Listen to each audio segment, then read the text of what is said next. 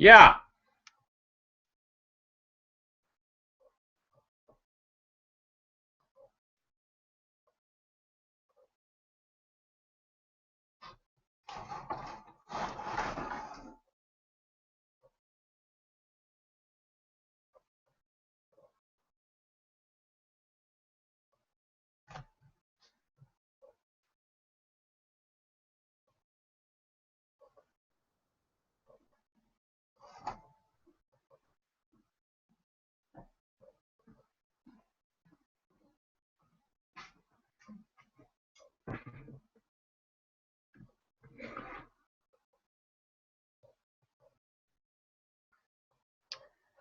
What's the wordy dirt? There you are. Right now? Mm-hmm. Right now. It still says I have 0 viewers. It's very odd. So tell you how many viewers I have?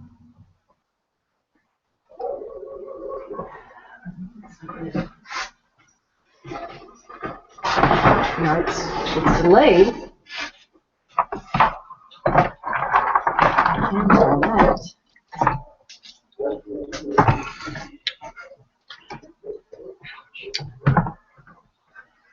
I'll not start sculpting until 8:30. 8:28. Okay. Why don't you open that garage door up and we'll cool it down in here. They can see outside of my lovely van.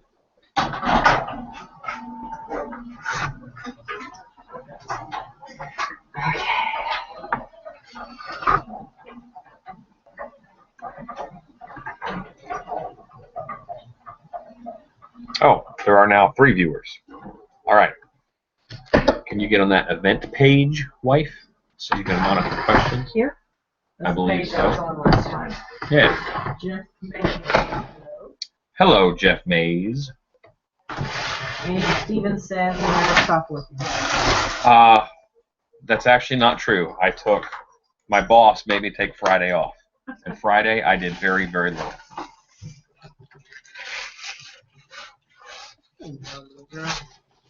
My wife is in the room with me. She's going to help me out with questions from the site. And today I am sculpting my version of the Metaluna Mutant. That is a universal monster from a movie called This Island Earth. And it's a terrible design. It's a terrible monster. I have no idea how I'm going to make it scary. But it's one of the iconic classic monsters of the 50s. And I'm doing a black and white haunt. So I want to have that monster represented. Hello, Wendy. This is my shop helper, Wendigo. She is here to make sure that I sculpt good. She is in charge of quality control. I'm going to go back to my work now here. First thing you want to do, I got a bust right here. I'm going to get slabs of clay cut so I can cover the bust.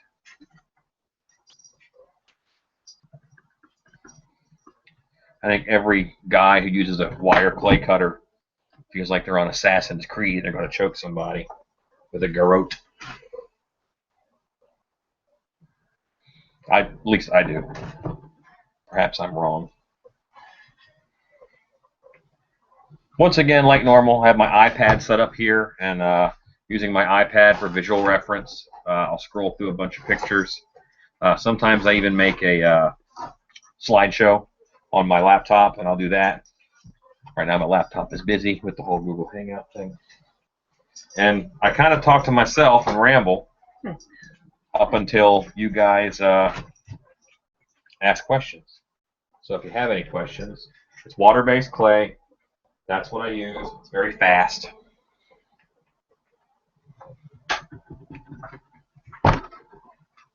And if I recall, they can hear you very well, wife. So if you just ask a question loud enough, they will hear you.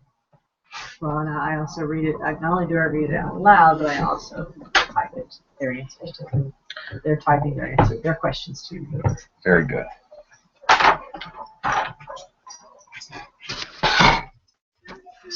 8 people watching.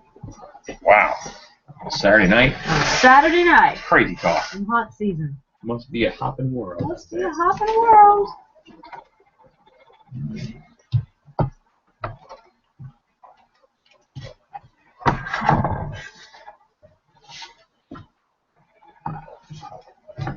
Sherry Ramsey is watching. Oh, hello, Sherry. Angie Stevens, Aaron Hart, Jason Marr, Mark Fawcett, Jeff Mays. Awesome.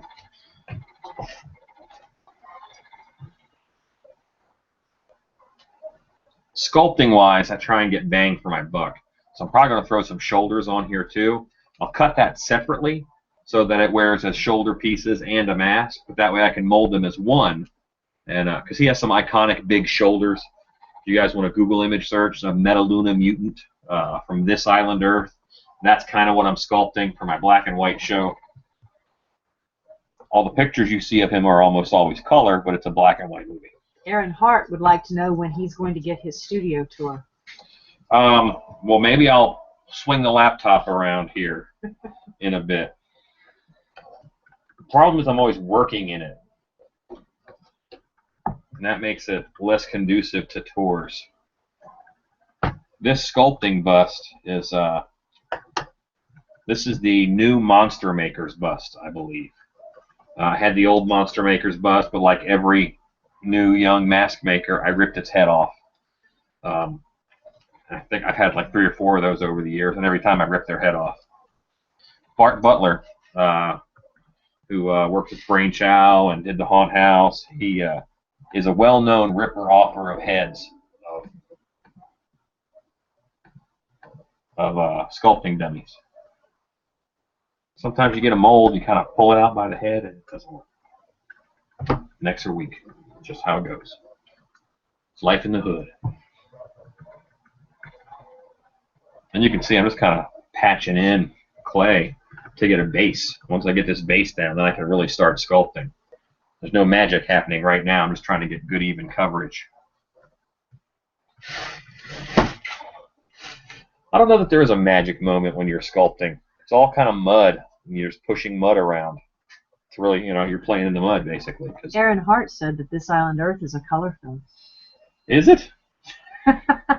Maybe I got the wrong movie. Mysterious Islander? I don't know. Maybe is there a new version? I have no idea.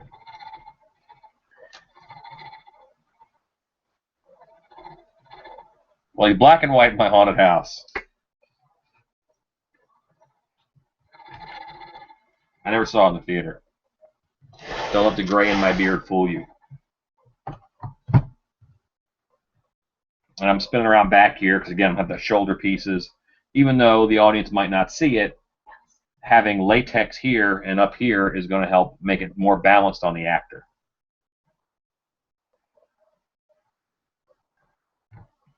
They may have a positive Q sighting tonight. The odds are good. That cold front came through. I think it hit most of the country. And in Texas, that means it's in the 70s and 80s, and that's lovely. That's very nice weather. That's a big deal here. Shingle Creek Manor has checked in. Oh, awesome.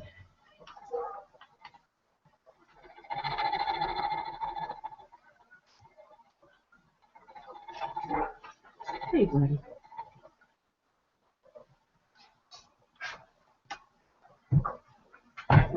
Again, I'm just trying to get some clay down here and get it squared off and nice, and so I can start sculpting on it. This is the unfunnest part, I think. Maybe the unfunnest part is sculpting one side perfect and having to make the other side match. I try to keep it going together, but that doesn't always work out.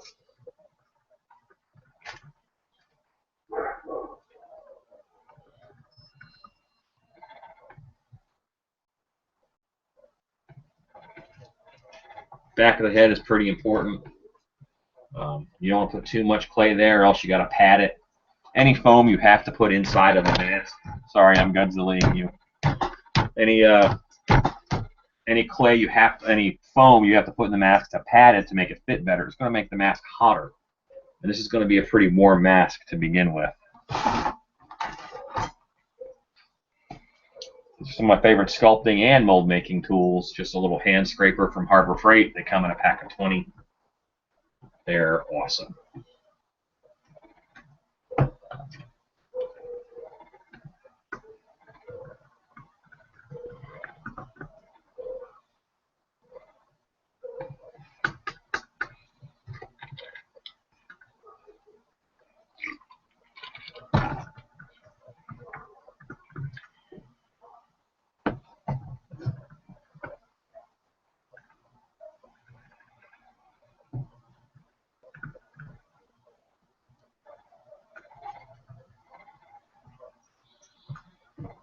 I'm going to really worry about getting this smooth down the road.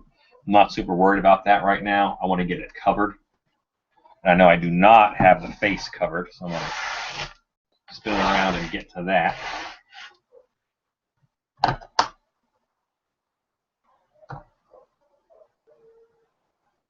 Just kind of holding it up and making a mark, and then I can cut the clay off at that mark. When you make a mold wall to make a mold, you do the same thing. Hold it up and see what needs clay and what doesn't. I'll kind of give it a pre-shape, and then throw it up here. And you get a natural valley when you join the two together, and then you spread one part out, it gets a little thinner. I always go back and fill that in. This creature has huge bug eyes. I'll probably achieve those with some kind of a strainer. That way the actor can see out really well. Just had to do some other insect masks, and I used 3-inch strainers. Actor could see out great. You couldn't see in once we spray painted them black. Actually, once Sherry Ramsey painted them black because she's the one who did the work on that.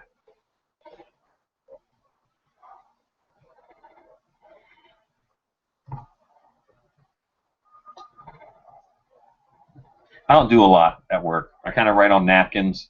Like, here's an idea. I sketch it out. Do this. Use this. Make this thing. So that's why I'm here in my garage at night on Saturday making stuff. I love to make stuff. Sometimes you're too busy at work to make stuff.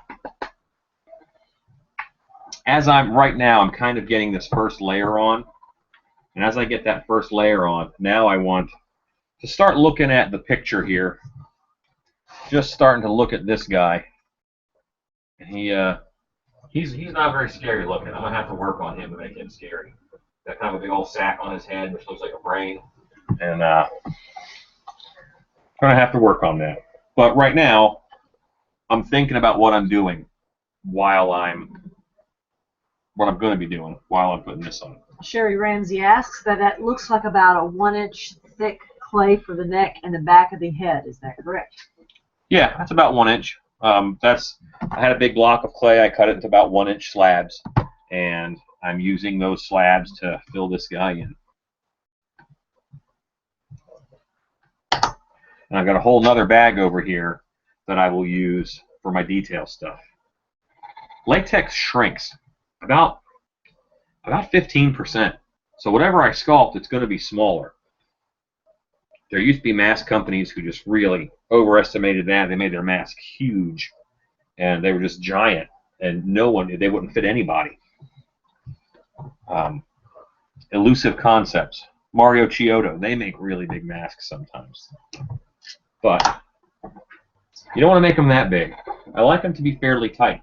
It's nice when the mask fits well, moves with your face. A good fitting latex mask moves almost as well as a silicone mask, but they're rarely well fitting. So to make these well fitting, that's the key. When you have this on your head cast, the mask is going to fit you perfect. Because you're going to sculpt it out a little bit, it's going to shrink a little bit, it's going to fit really well. If you're sculpting it onto a generic head cast, then it won't fit as well. But more people will buy it, and that's why mask companies always put on a generic head cast. It'd be really cool if a mask company would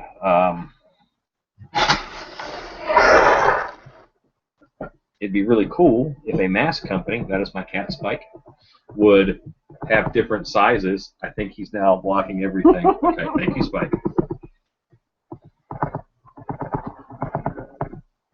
He knows how to get attention. Just block the camera.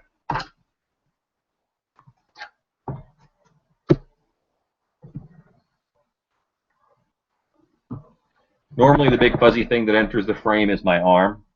Sometimes it's my cat.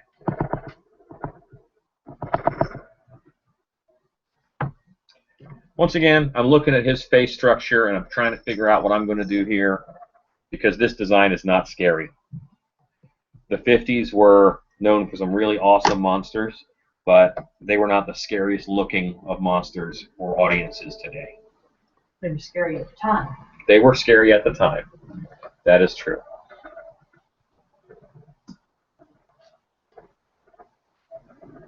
He kind of is looking like a duck man right now because I've got a bit of a build-up on his face.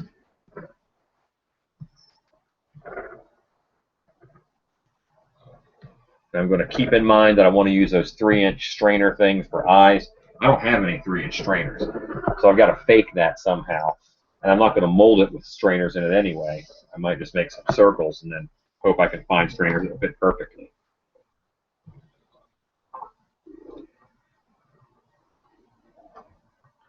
The point where I ask my wife to control this kitty. It's your kitty. He loves Daddy. He does. Any questions? Nope. Nope, they're just happy to watch me make a mud man. All right. This is not a bad format. I think if I had 20 people on the screen with me, that might be hard to watch. Well, they still want to be able to do like a hangout. Sherry's asked if we could do it like a hangout. What does that mean? This is a hangout. A hangout, like Connor's hangout does, I guess, where everybody can talk. Yeah. She wants to pass her. I just don't know how to do that. I have no idea how to do it. That's what I think I'm doing. And then I post links and I start broadcasting, and I don't know. So I'm sorry. I failed. I don't know what I'm doing. All right. So now I've got coverage all over. It's not terribly even, so I'm going to use my plastic scraper tool. I'm going to scrape down the high spots and just get this sucker nice and even. So that's a starting point that I can begin to work from.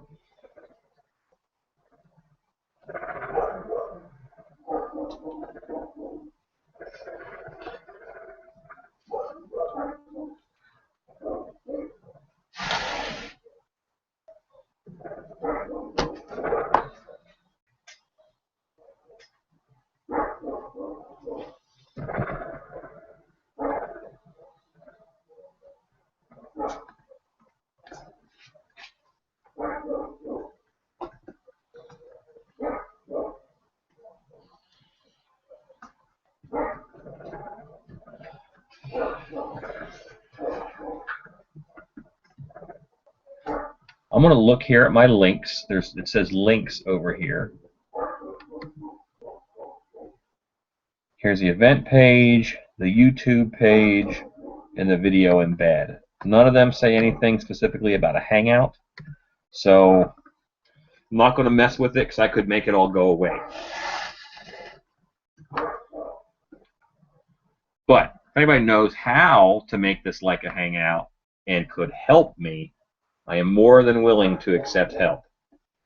And I may have time to watch a tutorial on it before I do the next one. Erin Hart says that she thinks that everyone has to be in a circle on Google. A circle. We have to circle up. I guess that's how he thinks so. He's not sure. Something to look into. We will look into it. We will look into it. I think I just heard my wife say that she will gladly be in charge of looking it up and figuring out how to get that done.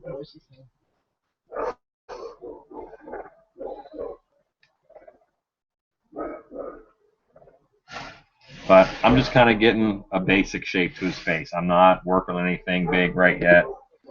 There's some noticeable features on him. He has a very insect-like mouth.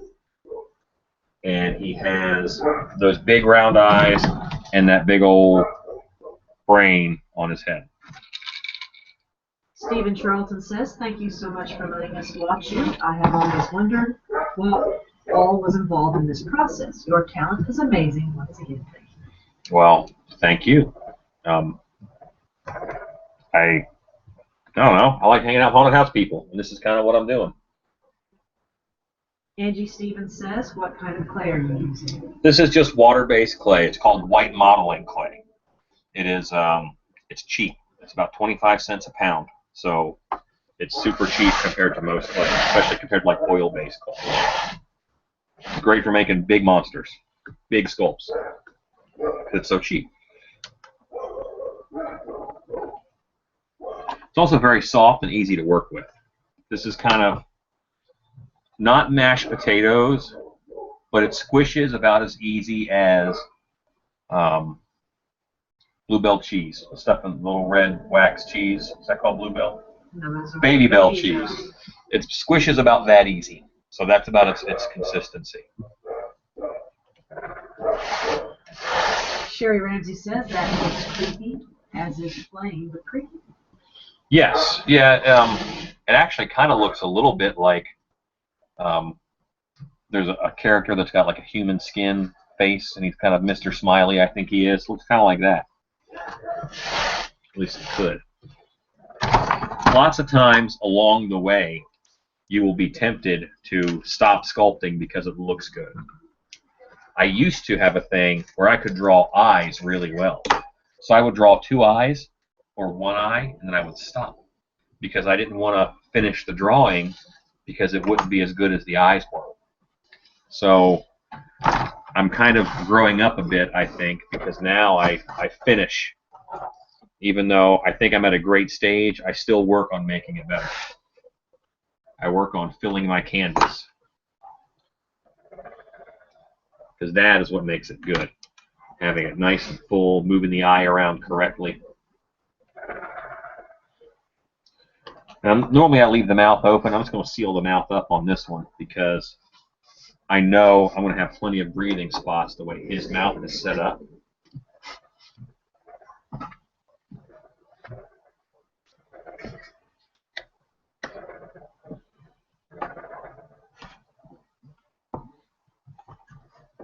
Angie Stevens asked, is it air dry? I've tried to use air dry clay for projects and it crumbles. However, I'm not using 1-inch thick clay, much thinner. No, I'm not a big fan of, if I'm going to use I don't use air dry clay. Air dry clay is going to be brittle. It's one of the inherent issues with air dry clay. But you can use an epoxy. You can use an AB epoxy, like Steel Stick or like epoxy sculpt, which is AB. You have about an hour of working time, and then it gets firm, and it hardens up, and it's hard plastic. And that's really good stuff. Aaron Hart thinks it looks like a sleeve stick. Yes, yes. Many early stage sculpts look like a slee stack, especially this one will because it's got those big round eyes like a slee stack will have. But have faith. It will look like a Metaluna mutant, but meaner and cooler because that is my plan. If I can achieve such things.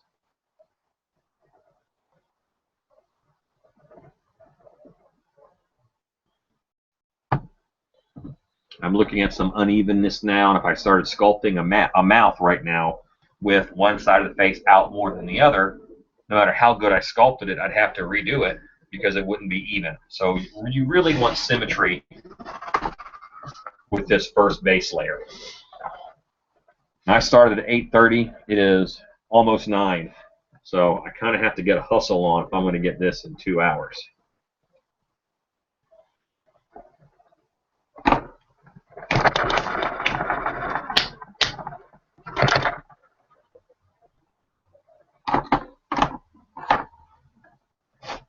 I have a whole pile of sculpting tools over here that you guys can't see, but there are many.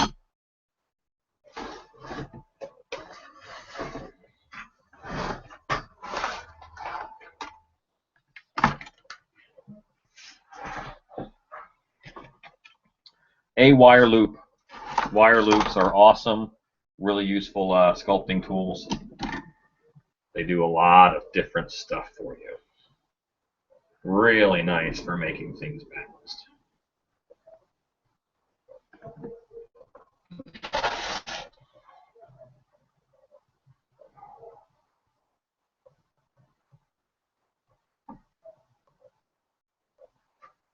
Okay. Favorite sculpting tools? Popsicle sticks. I love these things. Just going to trace tongue depressors, not popsicle sticks. They're a little wider.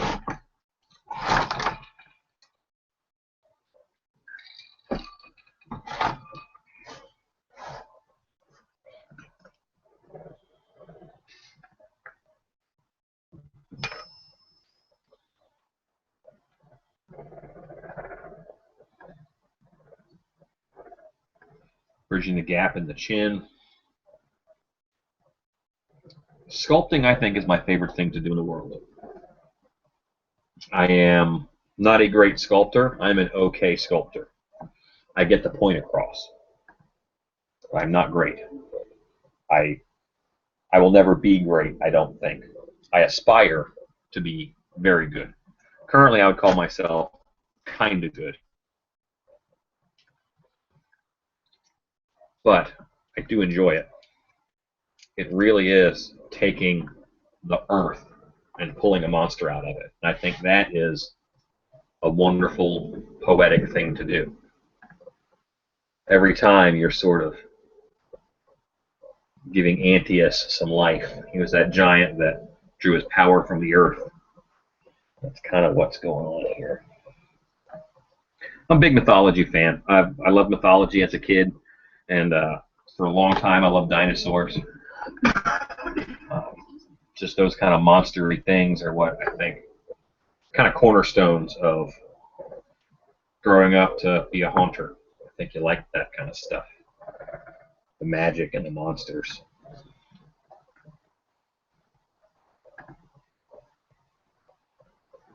All right. Sherry Ramsey would like to know, where do you buy tongue depressors? I buy tongue depressors from a medical supply place, but you can get them off of Amazon. Amazon, they're very cheap. I think a box of 500 is like 16 bucks. And I do go through them. I'm a little hard on tools. Repeat what you said about the air dried clay. Christy Noble just joined us and she just asked us. Okay. I don't use air dry clay. I think it's too brittle. It's very rare that it does exactly what you want it to do. So I normally, if I want that effect without having to make a mold, I use epoxy sculpt or steel stick. Or there's a Model Magic type clay too, which is, I think Model Magic is the real soft one. It's kind of like marshmallows. I don't like that one that much. But there's other clays that are mixed. It's an A and a B, and you mix them together. You knead them together, and they become very hard plastic, very firm. And those I really like.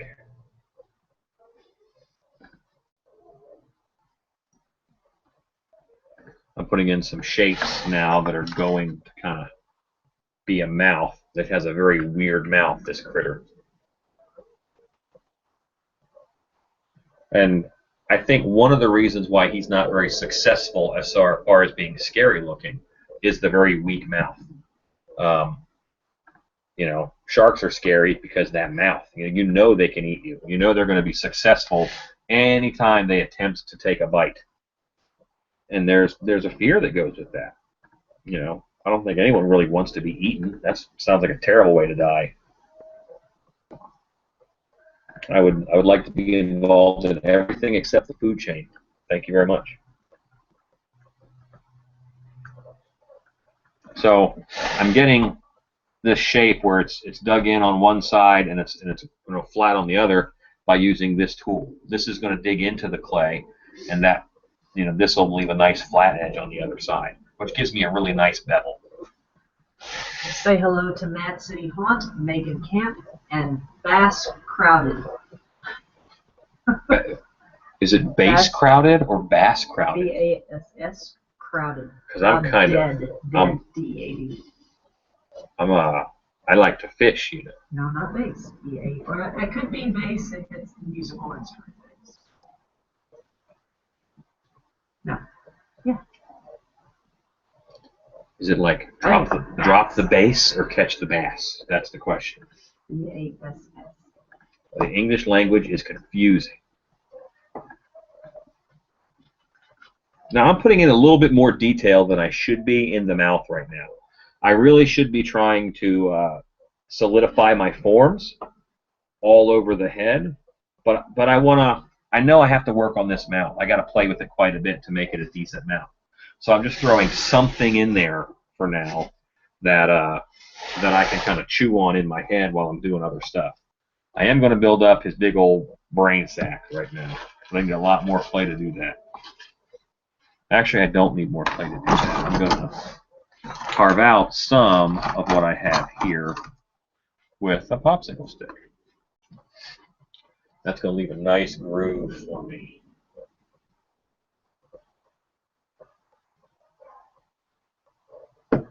Say hello to Jason Bowen. Hello, Jason.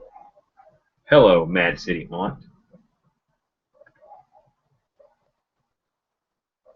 Another thing I like to do, if there's big extensions, I do like to bring points down that almost touch the head. And they can be hidden from guest view. They can be in the back of the head or the very top of the head. And what that does is that gives a place for the mask to touch the actor's head. Otherwise, it's this big empty sack that's going to want to fall down. But if there's points that come in and touch the actor's head, that'll help keep the mask up on their eyes. I'm very big on actors being able to see and breathe. I find it very integral to the success of my show and them living. Not all sculptors do that. Bass Crowder says, Alan, off topic, but have you tried to make stuff out of styrofoam and acetone and drop the base? Got it. Acetone and styrofoam? Acetone eats styrofoam almost immediately. I've done some pretty cool effects where you use acetone in a spray bottle to make styrofoam go away, but I've never tried. I make stuff out of styrofoam all the time, and sometimes acetone can be used to make pieces of styrofoam disappear. It melts it like acid. Really kind of nasty stuff.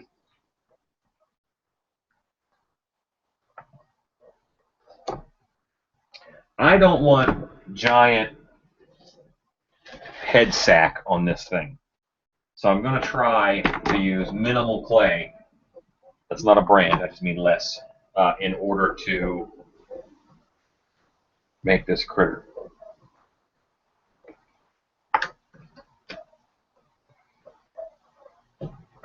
Okay, I feel like that is fair.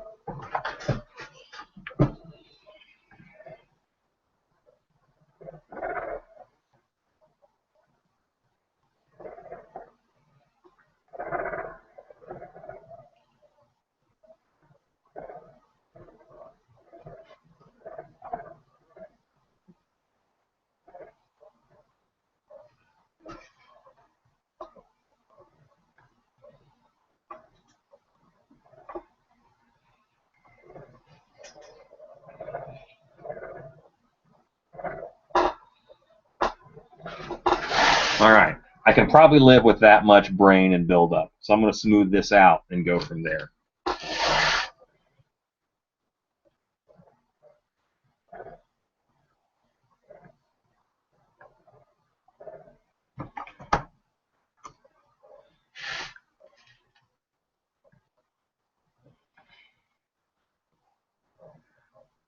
Angie Stevens asks, when you do horns on a character's mask, do you need to add extra support to prevent them from breaking or tearing off?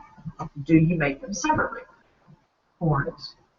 The answer to that is yes. If I'm going to put horns on a mask, and I know it, I always sculpt a socket, an irregular shaped socket. If you sculpt a perfect circular socket, then it's easy for something to break out. But if you sculpt a socket that is irregularly shaped, then anything you make to fit in there custom kind of locks in, like gears. So you want that lock. So I do an irregular shaped socket, and then I normally build the horn separately. It's pretty rare that I sculpt a horn unless I'm going for a very specific look. If you watch my Krampus 3 video, it shows me making plastic horns over a wireframe in a mask.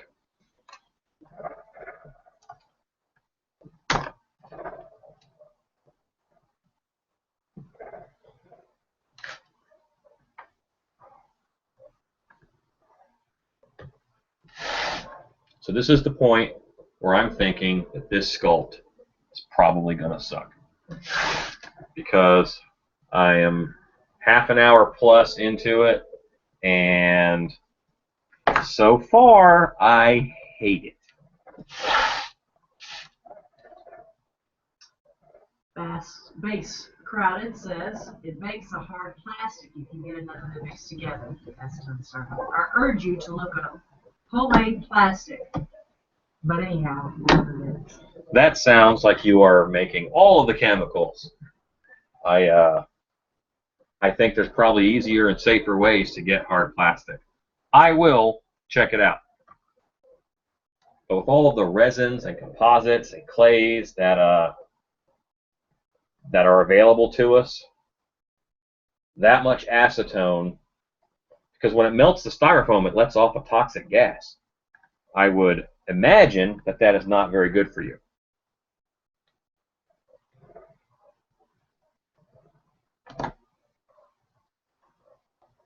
And even though you never see me wearing gloves or a respirator or anything, I always tell you to do it.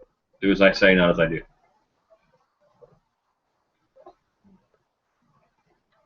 Okay. It's very rare that butt cheek clefts work on the back of a head and look cool and awesome. But that's the only way I see this coming together. So I'm going to go with it and press on. I'm going to define a jawline as I have lost hope on the top of the head.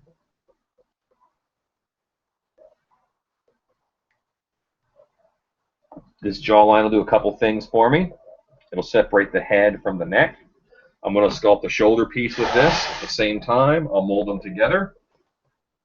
And then I know they'll fit and look right together.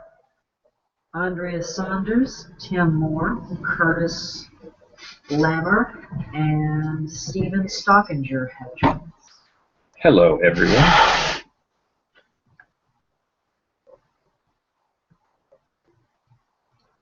I'm sculpting the Metaluna mutant. I am roughly going off of their design. I'm not sculpting, straight up the Metaluna mutant. I'm sculpting my take on it, which may be very different from their take. Because so far, I hate where this is. But that is part of sculpting. And I'm pushing mud around, so I can hate this. I'm allowed to hate this and be okay with it. Because I'm not done yet. The fat lady has not sung. I have not given up. I think the worst thing a sculptor can do is mold a piece they're not happy with. Take all the time you need, take all the time that you want in order to get a sculpt that you are happy with. In water-based clay, you have a limited amount of working time. Take wedding ring off here. So I'm noodling clay.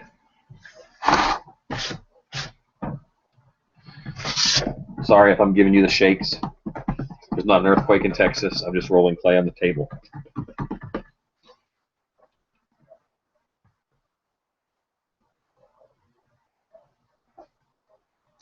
The Metaluna mutant has a lot of big veins on it, big gnarly looking veins, and a lot of brain sac-like texture. So all of those things will be included.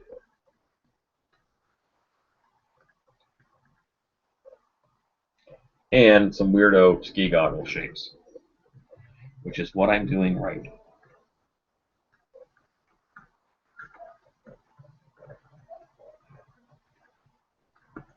This has a giant head. It's very hard to make a Charlie Brown monster scared.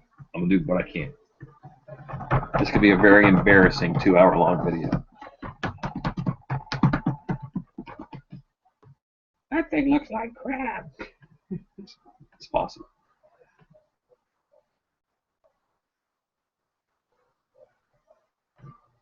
With social media and everything right now, you don't have to share your ugly stuff with people. But this could be hideous, and I am just sharing it with 35 people. It looks like.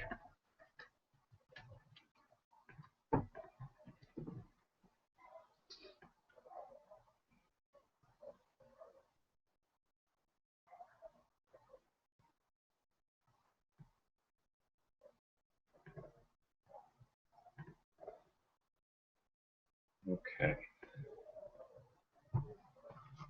I'm going to give this guy a brow. The original creature has no brow whatsoever, but Currently, it looks like a grasshopper bank robber. And I don't see a way around that with that mouth. So I might alter the mouth. It's either keep the brain and change the mouth to make it scary, or keep the mouth and change the brain. And I might do a bit of both, but something's got to go. Christy Noble says, I wish I could get a head to use for mask making, Lakeside. Well, Monster Makers has them. My favorite one is from Mosher FX, Mosher. He has a really good sculpting bust. Put it on your Christmas list. Put it on your Amazon wish list. And maybe, Christy, your beau is listening, and we'll get you one for Christmas. Maybe you have parents who don't think that monster making is the devil. And if that's the case, great. Maybe they would get it for you for Christmas. Maybe sell a cat or a dog. I say that because I have cats and dogs in the room.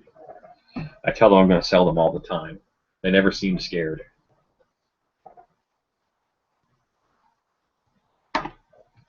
All right, I smoothed out this shape a little bit. I like it better than this side, so now I've got to make this side look like that side.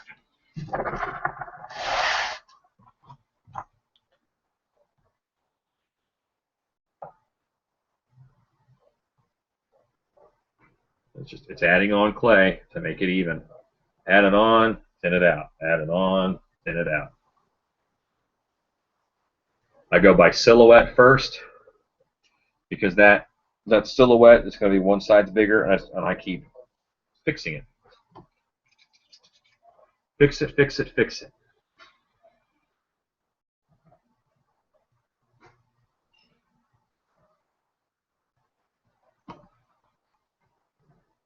My wife has stepped away from the questions for a second, so she's not ignoring you. It's just, she'll be right back. I'm sure she's doing something very important. All this guy has on the side of his head is veins that come here. Very little texture, very little detail. It's going to be weird. But I'm going to try and section off the brain section.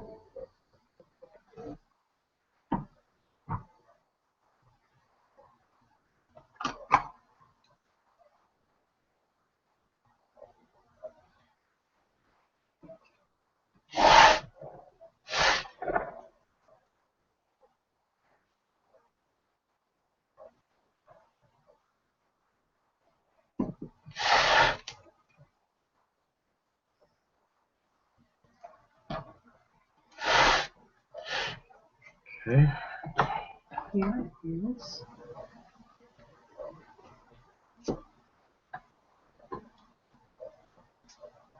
Andrea Saunders says, grasshopper bank robber, LOL.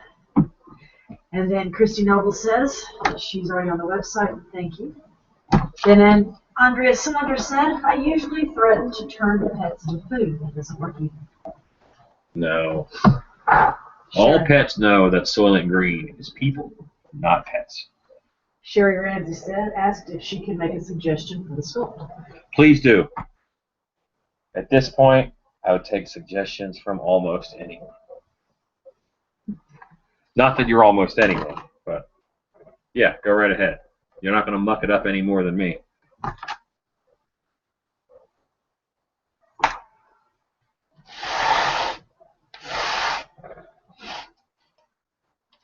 Kind of need to smooth this guy out. Mad City Haunt says, hi Alan, got here late. Are you doing a latex mask? And for your latex masks, how thick do you typically recommend going with the clay? Thanks. I go about an inch. About an inch allows for shrinkage and allows to fit most people if you have a good sized head form. I am doing a latex mask. You see a lot of silicone masks at the trade shows. I just can't hand an actor a $500 or $700 thing and be okay with it. I'd be freaking out all night if 3 or 4 actors had that. It's like, that's an investment. And love my actors. I want them to be not worried about their mask and more worried about their performance. And I don't want to be worried about the mask either. I think Grasshopper Bank Robber was very accurate. Great.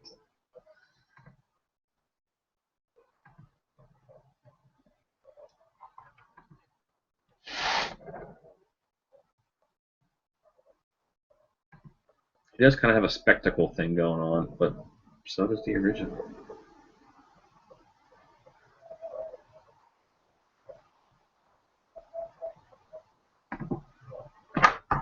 It's got a lot of grooves in there. I'm going to try and put some of those grooves in these eye rings to see if that does anything for me.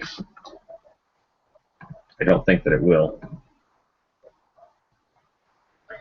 Sherry Ramsey says the mouth looks flat, maybe bringing it out a bit away from the face. That is a good idea and worth a shot. On the original, his mouth is even a little sunk in. And mouths are one of the things that make people scary, make things scary. Visually, you have to have a frightening mouth in order to have a certain amount of fear. Andrea Saunders, what is your favorite method to add textures onto sculpts? I can never seem to get them right. Well, it depends on what kind of clay you're using. If you're using water-based clay, a brush, a good stiff brush, you can jab it in and make some good skin textures. There's also a technique known as the power of the X. Don Lanning is a very an excellent sculptor, and he does videos on the Stan Winston School. And on one of his, he talks about the power of the X for skin texture. And you guys can kind of see that here. I have a little bit of water over here and a brush that I'm going to brush this out with in a minute. But power of the X is you use a tool and you just do X's. You do X's over and over, and you can just kind of put them in and around. And these can be as small or as big as you like, depending upon the area that you're working with. And you can make some long X's, you can make some short, fat X's, but it's this X shape through the clay that you then brush out with some kind of solvent. Water-based clay, the solvent that you use is water, and oil-based clay, you can use naphtha, you can use lighter fluid. I've seen folks use kerosene, but it almost gives this elephant skin texture kind of deal. And it's pretty neat. It's neat to play with. This guy doesn't look like that, so I'm going to kind of knock that down. But he might look like that by the end because he needs some work.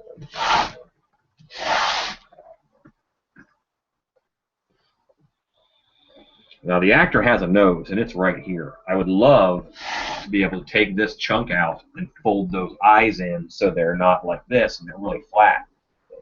The only other way I can do that is to build it up on this edge, and that would make the eyes flat across, but then the actor loses almost all peripheral vision, and I can't do that to an actor. So I'm kind of going to work within the confines of what I have going. But I am going to ruin this now. Kim Kennedy says a little Hannibal Lecter in there too. In the very early stages, I thought it looked a little bit like one of the Hannibal movies. He burned a guy really bad, and he was an old man in bed, and he fed people to pigs. That guy. Scar dude. I think it's 50. I am going to peel these eyes up and take some, as much as I can, out from around the nose. Put them eyes on top of the head. Yeah, I just pulled them off. Sean Davies says, like clay cross-hatching. Yeah, just like clay cross-hatching. That's all it is. Same thing you do to add texture in a drawing. You just do it in 3D. I'm going to wet this down a little bit. I've got a real coarse stipple sponge. I call this a stipple sponge, but really this is a piece of a pool filter. Because stipple sponge for this size is about $5. But if you buy a pool filter sponge, replacement sponge from Home Depot, it's $10, and I can get about 40 of these out of it. And I get a weird piece of blue foam too for free. I'm going to knock this down a little bit here.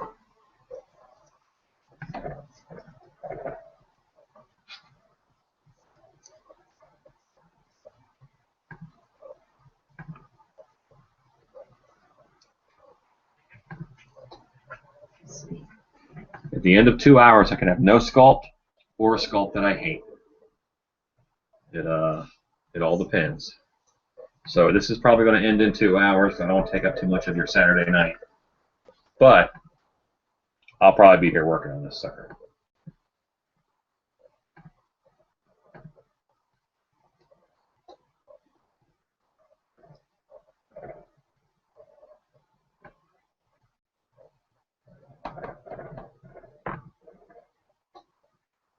Four hours is about the longest I spend on a head sculpt. 4 to 6. That's a long time for me. I cheat enough where I don't have all that little detail crud to do. It's possible that I'm a crappy sculptor, and that's why I don't take that long. And I'd probably be better if I took a longer time. But often I'm on a deadline. I got stuff to do, so I don't have a lot of time to sculpt. It's pretty rare I get to sculpt at work. Normally I'm in my office getting things lined up for other people who get to do fun stuff.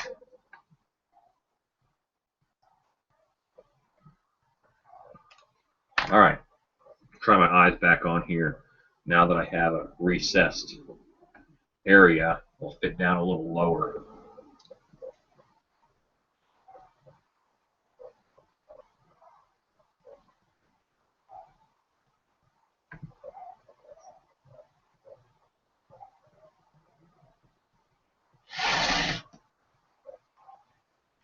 All right. Now, let me go a little crazy on this mouth. I want to sketch some outlines first.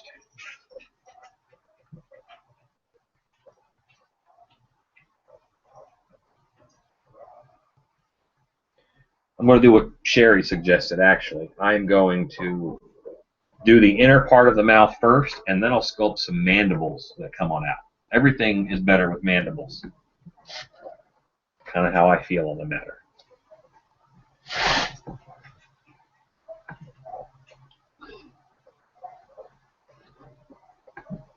Predator was very successful as a sculpture, as a character.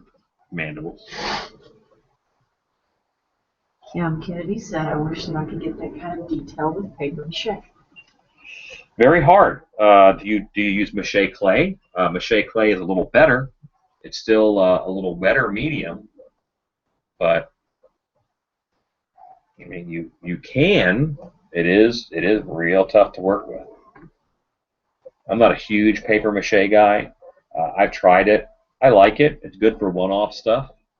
But the paper mache clay, you can actually mix in a little bit of plaster with it, and then it gets almost stone-like, and then you can do additional detail with a Dremel, which isn't fun either. But you can.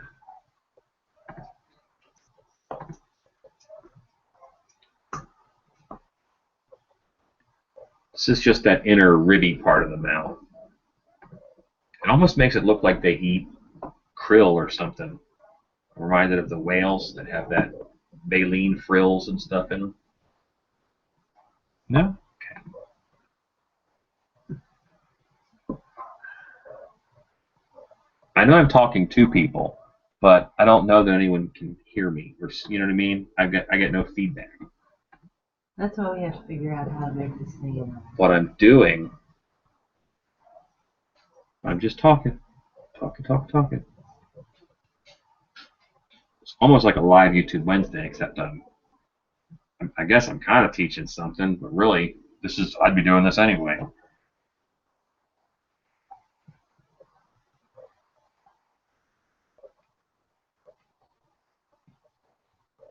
Okay, I opened up a little bit and I can see the chin of the actor there. So I know I'm real close now to that bust.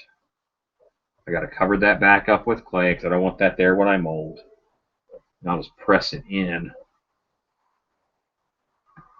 and blend it in. Good, isn't it?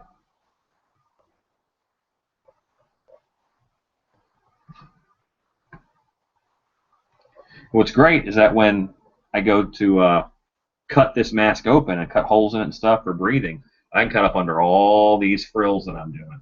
That's a lot of good breathing room. Kim Kennedy says that sometimes she'd add joint compound. Yeah, joint compound is good in that. And processed boiled paper and boiled paste. Yes, those are good additives. I like them. Sherry Ramsey says that they can hear you. You're doing fine. Keep talking. All right. Thanks. Thanks, Sherry. I'm putting a cleft down the middle of these because on the original, it's just these like AC vents. And I want people to at least think that they could open up. If they can open up, then it can eat you and not have to sort through your inner krill or something.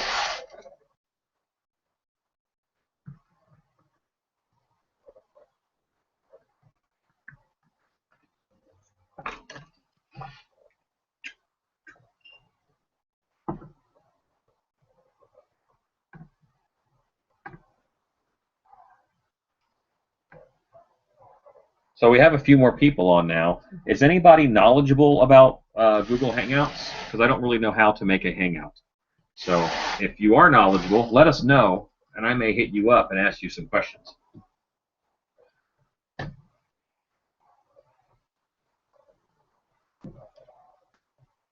moving off of the head a little bit so I can let that mouth that I just made sit there. And I'm going to come back and look at it later. Right now I'm working on some shoulder stuff. It's good to move around the sculpt every now and then. I don't want to have fine focus here of detail and then nothing anywhere else. I kind of want to bring it in like a whole picture is coming into focus. I'm shaping it here, I'm shaping it here, I'm shaping it here. I think that is the best way to do it as opposed to sculpting one thing perfectly and then having to catch up. That Barb girl has put you on Instagram. Oh.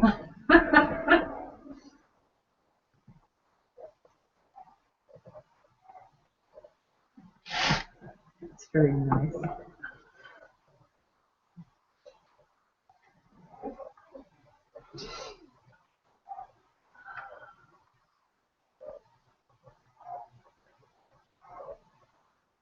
I'm just making up some detail. You know, I had a little peekaboo nose here, so I'm carving some little lines in it. I don't know if you can see them or not, but carving some little lines in it. And I've got to get up here and address this big old brain sack. So a brain can easily turn into a pair of testicles if you are not accurate with your anatomy, if you are not clear in what you are trying to represent. And kind of, if you look up the Metaluna mutant, he has a testicle head. Big old pair right on his noggin. And I think that my actor would be mad at me if I made him wear that.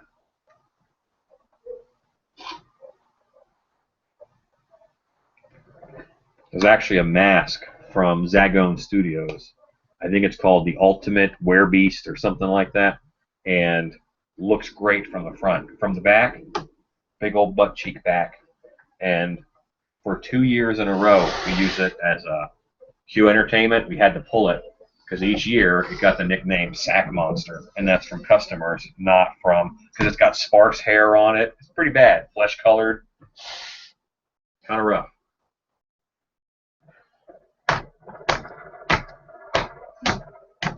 I say stupid stuff on YouTube Wednesday, I can edit those out. But I cannot here, as I am learning. Sorry, wife, if I embarrass you. Now, he looks a little bit up, this bust, so I'm going to make it look at you guys. It's a little bit better. It's getting, it's still a grasshopper bank robber, but I'm liking it more. I want to make some mandibles real quick, just to try it. Christy Noble says that usually with a hangout, you invite folks on. But she said that this looks like a live event for YouTube. So perhaps this is you send the link and then people want on and we allow them on, which would mean I would just sit here and just allow people, and then they could just talk to you. That sounds cool. Is that right, Christy? That you're going to have to allow them on, people will want to join, and then you have to allow them, and then they can hook in and respond and interact? So let us know, Christy. Thank you. So I have rolled out a little bit of clay here. You guys can probably see this a little better. I've got a metal sculpting tool, which is a digital tool. And I'm just going to cut out what I want. Mad City Haunt asks, what are your favorite types of monster masks to sculpt? And which ones do you have the most fun with? That's a hard question. I love to sculpt wolfmen. I love wolfmen's my favorite characters. Hardest, werewolves. Working a snout into human eyes is very difficult. It is very difficult. And making it work and exist.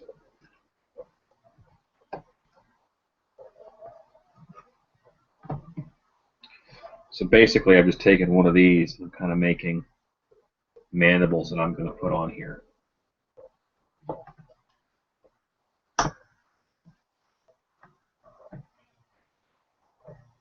And just like it was paper and I was tracing something, I stacked one on top of the other, and I'm tracing that same pattern. Now I'll cut it out all the way.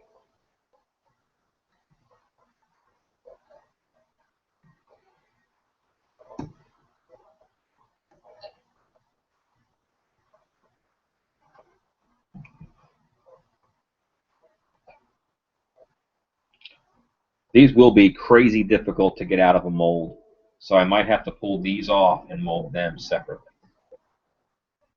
Because once it's all surrounded by rock, it's a then tunnel that branches off. You got to get around there to do it. Sean Davies says, you're killing us over here in Pittsburgh. A laugh a minute.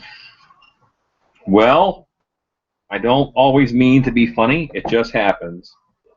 Okay, Christy says yes, that is how the hangout works. So we have to figure out how to set up a hangout, and then people will request to join the circle, and we just let them in.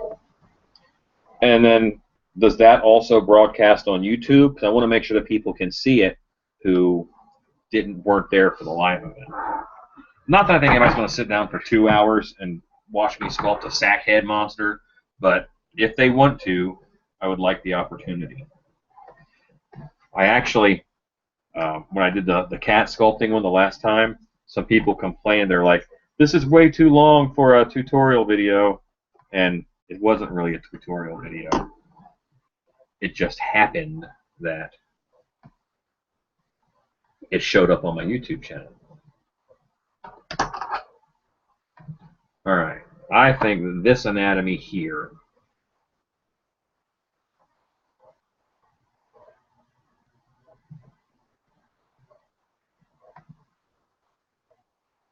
is going to be way more successful as far as being scary.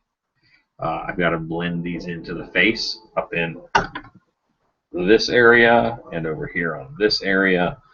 I think that's just going to be a lot scarier. I got to pull those off when I mold, I think. You never know until you're done, and I'm not going to limit what I do in sculpting because of how I have to mold it. I think that hurts you out. It hurts you. It doesn't help you out. It hurts you in your design process. Awesome. Does it make it easier to mold? Yes. Sean Davies, sorry, he said that You were krilling us over here in Pittsburgh a lot. Sorry, Sean. Krilling. Krilling. Oh. Boom, boom. Sorry, Sean. I read your post wrong. Okay, that All Barb fun. girl says, would you be able to do a live night like this where you show us how the latex part of the mask process is done? Absolutely. I can Awesome. do that. I can do a mask pour live. It's very boring, but yes, I can do one live. It's heavy because molds are rocks. I often, when I'm pouring up a lot of masks in one day, I lament that I should have been a beach ball maker because I figure those are very light and easy to move around. Kim Kennedy says, nothing better to do in McAlester, Oklahoma on a Saturday night than to watch you sculpt a sack monster. Actually, that's Kim Beady-Eyed Brat Kennedy. All right. She's enjoying this. Sherry Ramsey says that she loves that look, that it has texture now. Andrea Saunders says, they are crazy. I'd sit and watch for 4 hours if you needed me to. And Nice. Christy Noble says, you can broadcast a hangout. You can invite people now as well. I can invite people now to this one? I'm not sure how that works. Witchcraft, I say. Witchcraft. All right. So this is kind of like the world's most dangerous walrus mustache. I like it, but I think I need to have some upper mandibles up here in order to make that mouth a little scarier. I'm going to hold off on them, so I got to address this brain sac issue. I've got it here. I will be right back. Wife, sit here in front of the camera so nobody gets bored. I will not. Sit there, hold his hat in front of the I camera. will not. I will not. There you go. It's a placeholder. Where are you going? Talk to people.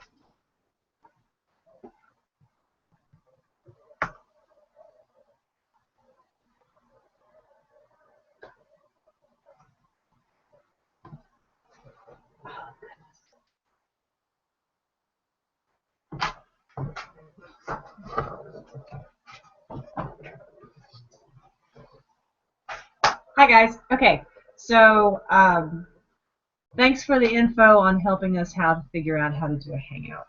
This is kind of new for us, and we will try and put that together for you so that we can do some interactive work and you can actually talk back and forth to him. He loves this. If any of you have ever been to a trade show with Alan, you know that the favorite thing for him to do is to sit in the bar, drink Diet Coke, because he's not much of a drinker, and he likes to sit and talk haunt till about 4 in the morning, maybe later. Favorite thing to do. So if he could do this interactively while he's sculpting, that would be better. So Christy, you're awesome. Thank you. We will try to figure out how to make this work, and hopefully next time this will be something that you guys can do, and y'all can all kind of talk back and forth. And Sherry, you can harass him all you want, and that will probably be a lot of fun. And I bet it goes longer than 2 hours because he'll be having so much fun. And now he is back. So I gotta go. Bye. See you. I gotta read questions.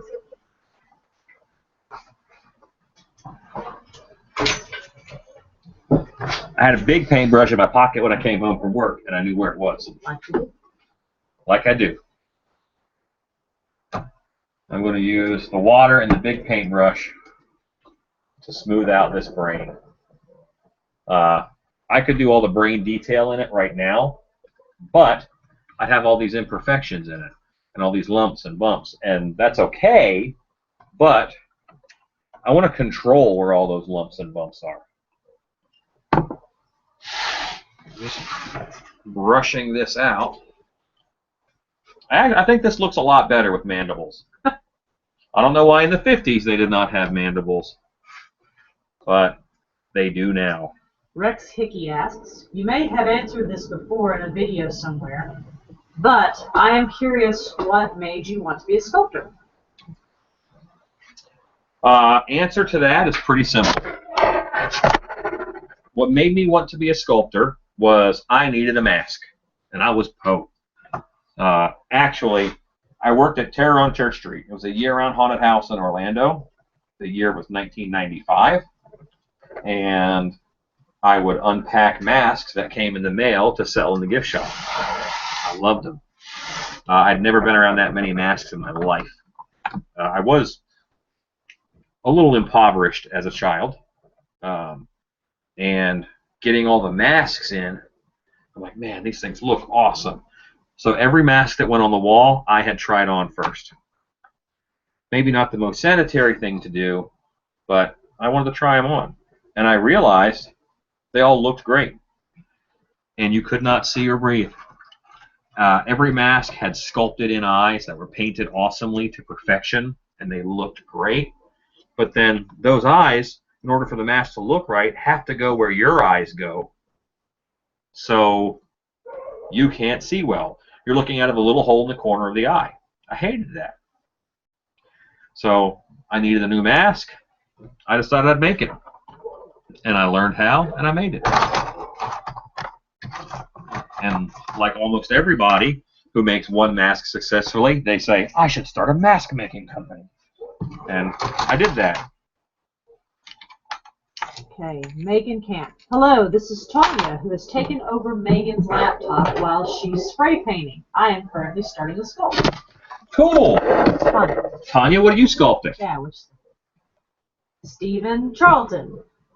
Do you have any masks that you would sell to the average person? I would love to put on. I'd love to put one to put on my fireplace. So. What's an average person? Yeah, there are no average people, I don't think. If you go to Transworld or MHC, a lot of my masks are there. Sometimes I put masks on the First Stab Club, which is an email group that I sell masks to.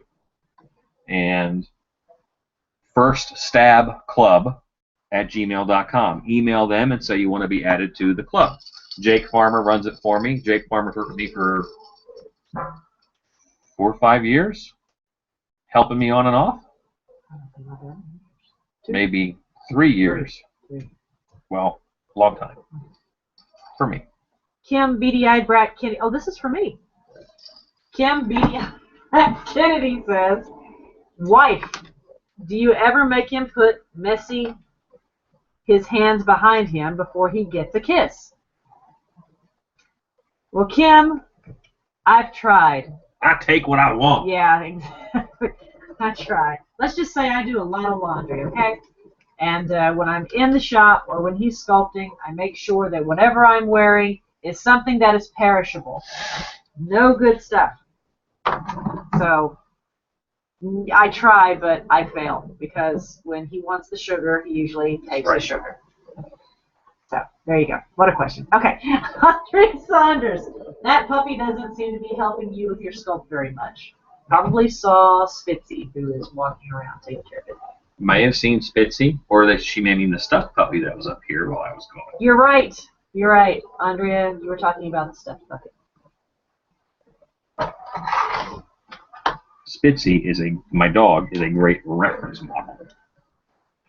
I took pictures of him the last time I sculpted a work. David, Redavold. Gosh, David, if I said that wrong, I'm sorry.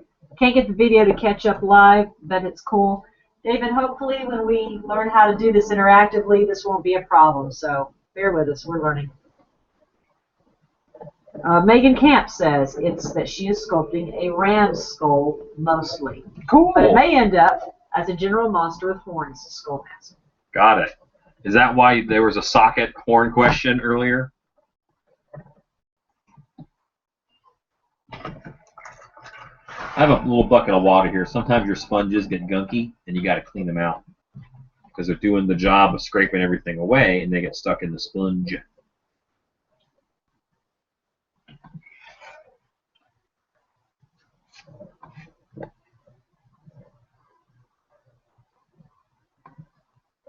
All right. And it looks like I'm really roughing this up. Well, it looks like it to me. And I am. I'm roughing it up in both directions, which is actually smoothing it out. Tell me where all the high spots are, and then I can go in and give it a little smoothie doos, and all those pits and stuff are gone.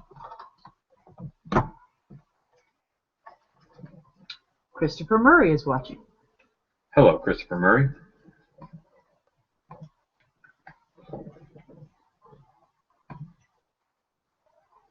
All right.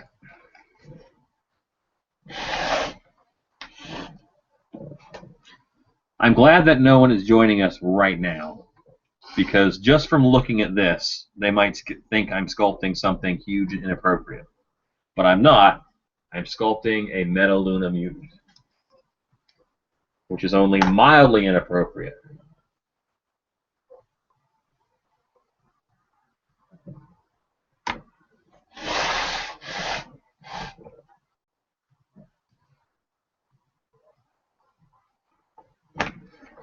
It is time for brain veins. Looking at my reference material,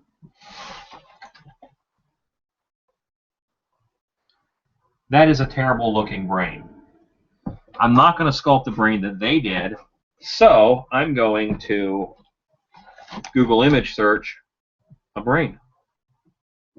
Megan Camp says that she did not ask the horns question, but it was helpful information. Or Tanya. Tanya, who hijacked Megan's computer. Got it.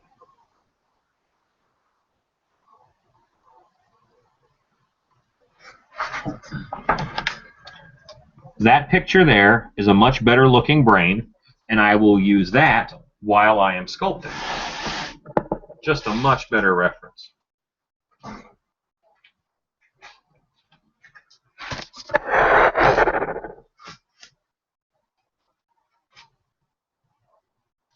I prefer to do this by making noodles and just winding them on, but this sculpt is making me do something different.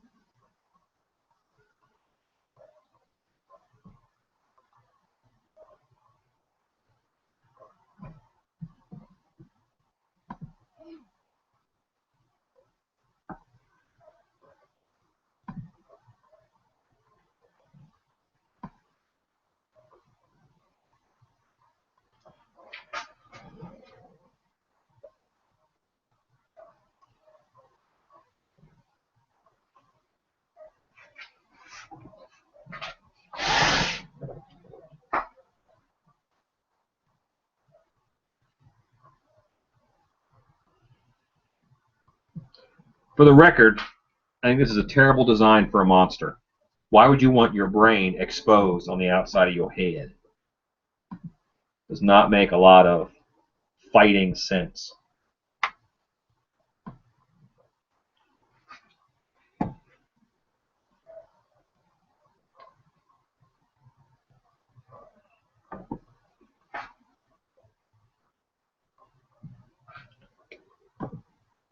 I am making an indent, and then I am making a shape around it. Like I cut this line first, I cut this line here first, and then I cut this line around it. So those are my rounded brain bits.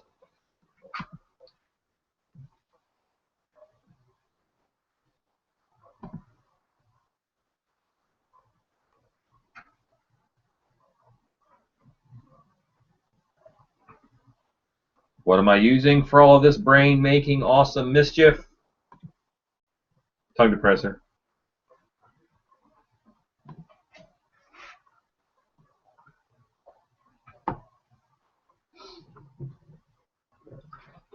I apologize. My cat is trying to break into...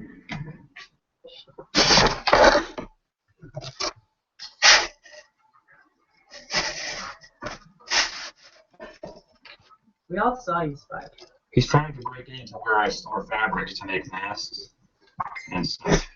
But he knows he's busted, so he stopped. Now he's telling me, I'm just cleaning my paws.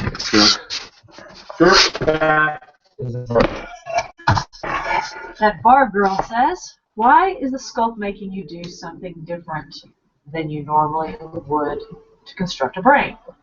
Why is the sculpt making you do? Because this brain is kind of shaped on here. I'd have to shave it down in order to add all the noodles I would normally do. So I just don't want to do that right now. I'd rather go with what I got. And what I got tells me to pick all this stuff in, which is an okay technique. And I got to keep looking at this brain again for reference. Don't think you have it. Keep checking your references. Keep forcing yourself to stay on the path of accuracy.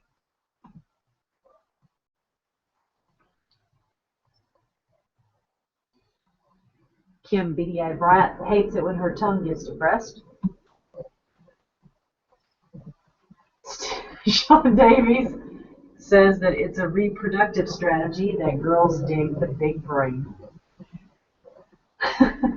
Look, you did make testable comments. Now it's all clear to me. David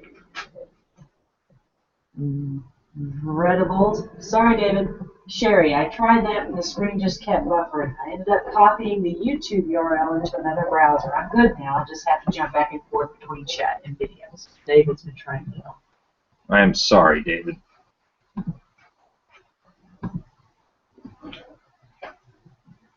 All right, I've got enough of the brain carved out up there that I want to see it rounded. I'm going to do that with the brush. Basically, the brush softens the clay and makes all these hard corners more round.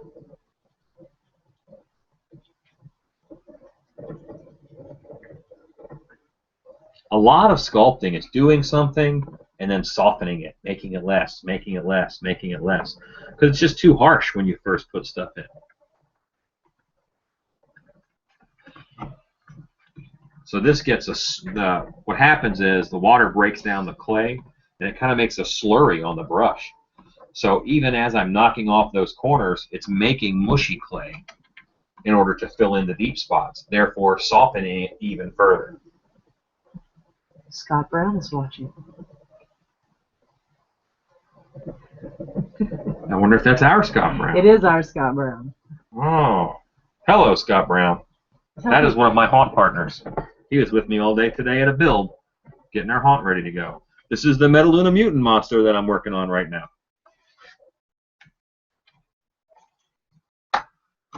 So I'm just kind of picking at the brain here.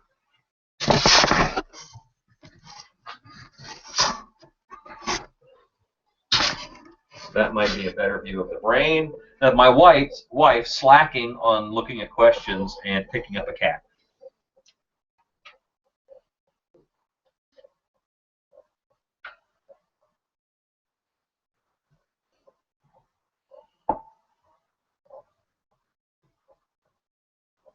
Hello, Tuxedo.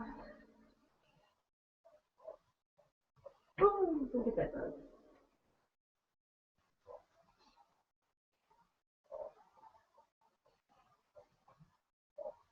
That's helpful. Oh, yes.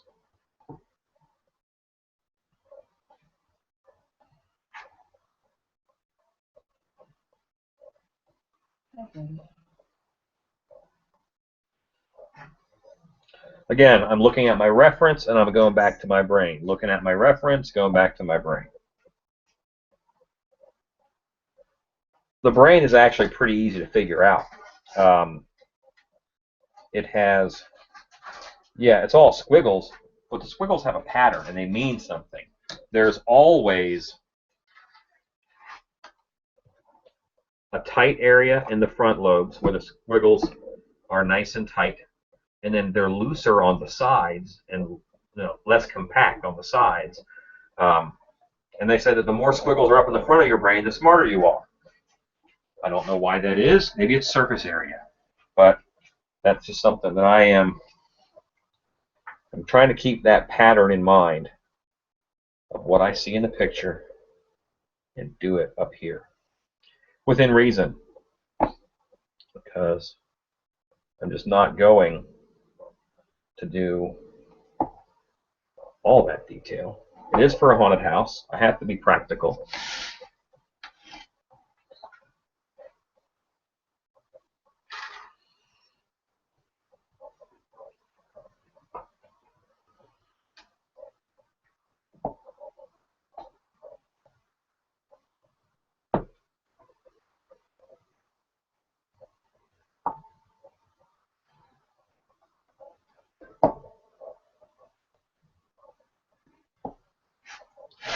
Got more brain going now. can see it's nice and loose over here. It doesn't look any good yet, but I'm actually using the camera right now to figure out more of what I'm doing.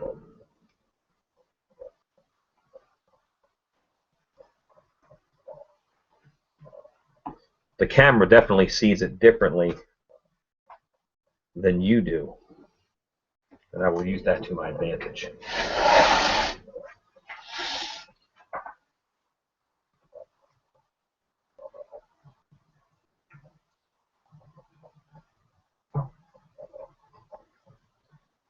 Hello, Tuxedo.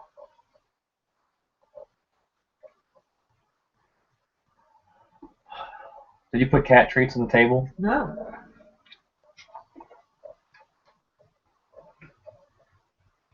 Jennifer Stone Goolsby says, when you start a sculpt, do you already know what the finished product is going to look like, or do you just do it as you go? I try to know what the finished product is going to look like, or else it's very hard to pick a direction and go in that direction. So that's what I try to do. But I might have pictures that I print out, and I'll print out the eyes from one creature or the jawbone from another creature, and I take all those things while I'm sculpting in order to make it what it needs to be.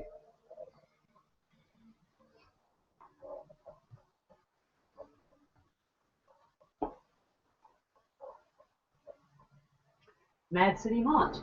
What many sculpting tools are you using, Ellen? What are your go-to tools and your preferred type of clay? All right. My preferred type of clay. Easiest question, water-based clay. That's what this is. It's soft. It's fast. If you watch any of my videos, you know I like fast. Speed. Speed is kind of king in making stuff for me, because then I can make more stuff. I want to make good stuff, but I want to make a lot of it fast. So water-based clay is the right clay for me. Andrea Saunders. Oh, I didn't finish the tool question. Oh, sorry. He asked a two-parter. Oh, sorry. So tools. Right now I'm using a tongue depressor. Tongue depressor, popsicle stick, some kind of a wire loop tool. There's a lot of different types of wire loops tools. This one's made out of a hacksaw blade. It has little teeth on it. And so I get little braided lines when I go with this one, or they're smooth ones. But you can make them out of paper clips. You don't have to buy sculpting tools. I think if you're sculpting something organic, you do better if you use organic materials. So I like using wood when I'm doing monsters. If I'm trying to sculpt a robot, I wouldn't use water-based clay. It's too soft. And I would use metal tools. Andrea Saunders. So since the water softens it and fills in grooves, do you suggest making sure the grooves are a tiny bit deeper than what you want the end result to be? I suppose I do. But the caveat to that is that you're going to put them in too deep, because they're not going to be realistic. They're not going to be subtle enough. And what the water does is it helps make what you've done subtle. I don't think that anybody can just see how something is supposed to look. Very difficult. But what the water does is calms it down and lets it look a lot more realistic. That Barb girl says, I see now why you're not doing the brain like you normally would. It would completely change the shape of the sculpt if you did. Correct. I'm kind of carving in, but I am trying to keep the form of the head that I put in here. And I'd have to use like 1/2-inch ropes in order to get this, which would, you know, be a little bit hard to squeeze through a extruder. And I'd have to bring the head down 1/2 inch before I could even start. Sherry Ramsey. Do you ever wash your hands during a sculpt, or do you just roll with it? Oftentimes, I don't wash my hands. But hand lotion is not uncommon, because water-based clay does dry out your hands pretty good. John McDowell. Why not use a pottery detailing tool to sculpt instead of a tongue depressor? You can. I have a couple, but often at pottery ceramic supply stores, you will buy tools that are very similar to tongue depressors for about $6, $7 each. I'll just use a tongue depressor. Um, but yeah, they have some specific tools for specific purposes. And if I was doing one of those specific things, I would. Right now, I'm very much in a rough out stage. I'm not putting any detail in this yet at all. These are still the basic forms of the sculpt.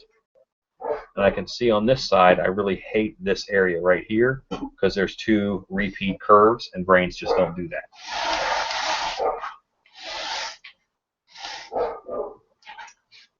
Andrea Saunders noted that your cat jumped up behind you and ate something off the table. Yes, my wife put treats up on the table, is what she put up there that the cat ate. My wife thinks that my cats need some screen time, and they need to become YouTube famous. And I don't think that's going to happen. They've been bad. That bar girl says, Dave, I have the video streaming on YouTube and watch the comments on Google Plus on my phone. That works best for me. Thanks, Barb. Wow, okay. A two-parter. Yeah. I've become complicated and high maintenance. Chris Mazina asks, are you using that mask in your haunt or are you selling it?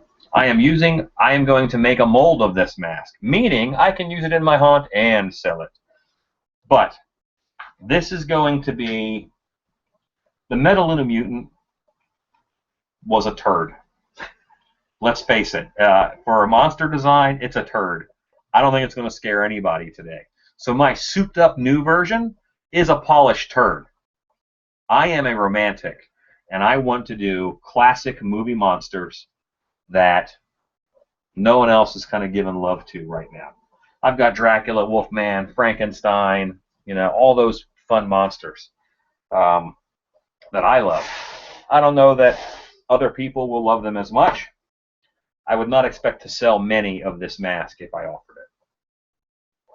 But one of the glory things about doing a mold is that I've always got it. Maybe this is the mask of someone's life, and they've been waiting for someone to remake this. They're probably waiting for someone better. They were hoping like Jordu Shell would redo it, but he's not. You got me. So. Kim, BDI Grant Kennedy, you threw away the clay after you got your mold in the last video. Do you ever save the original? Does that clay have to be baked? I do not save the clay. The sculpt is destroyed in the mold making process.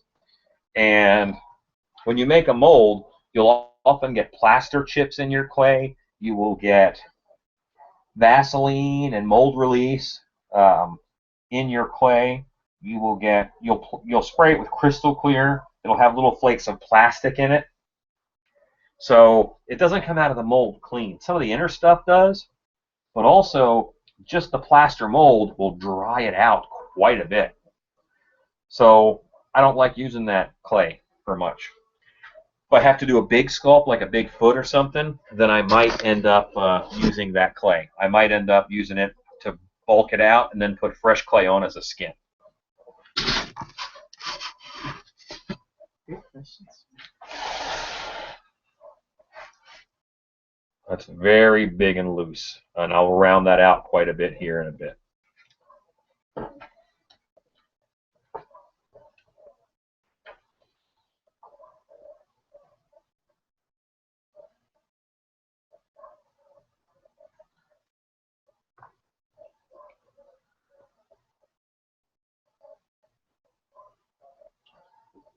Yeah, I think the brain on the outside is going to give me some trouble. I think that a lot of this is going to give me some trouble. I don't like the design of the Metaluna Mutant. Why am I doing it? It's a classic. That Barb girl says that she prefers classic movie monsters too. I don't say I like horror movies anymore. I used to say that I like horror movies.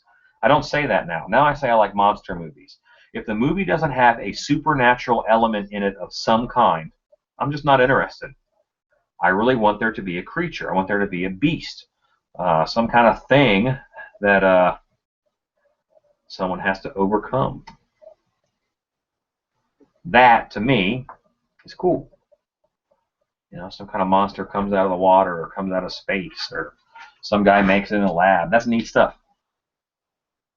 Yes, Sci-Fi Channel loves me as a viewer because they make some bad monster movies, and I support them 100%. I would like to see more practical stuff. They go CG quite a bit, which is bothersome because it just never looks as good.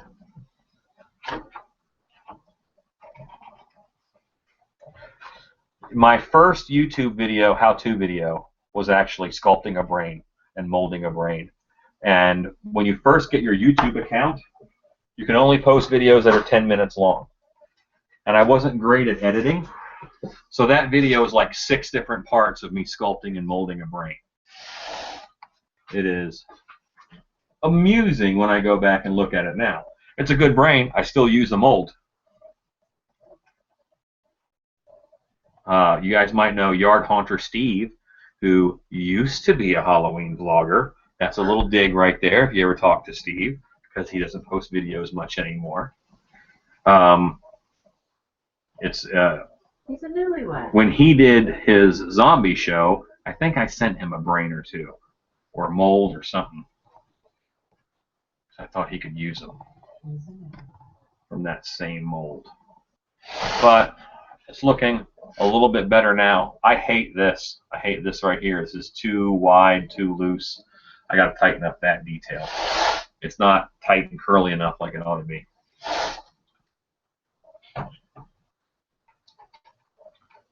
But it no longer looks like a grasshopper bank robber, which is what it looked like in the beginning. He's come for your krill. And here we go. Sherry Ramsey says, if the mold process pulls the moisture out of the clay, is there a too long before you pull it? Clay to dry to clean out mold. Too long to clean out. No, water-based clay will basically almost always come out of the mold nice. Yeah, if you leave it in there for a year, the clay is going to harden up super hard. You just got to leave water in it longer than for it to soften up again.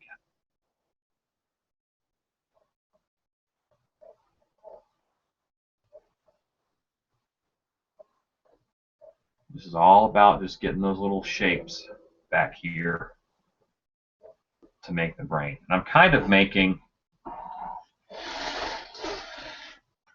got an area here, and I would just make a dig, like that dig. And then I've got a piece on either side, and that makes this loop. Well, that loop has to carry on and do something. So it is going to become its own loop right there. And I'll pull a bit of that out, and now I've got a double branch loopy thing going on. That was possible the worst explanation I've ever given on YouTube of anything. So I apologize. This is why I edit. And it's also why I make fun of myself in text later on my YouTube videos. I say and do some stupid stuff. At least I'm not going to use a heat gun tonight, because the world will not let me live that down.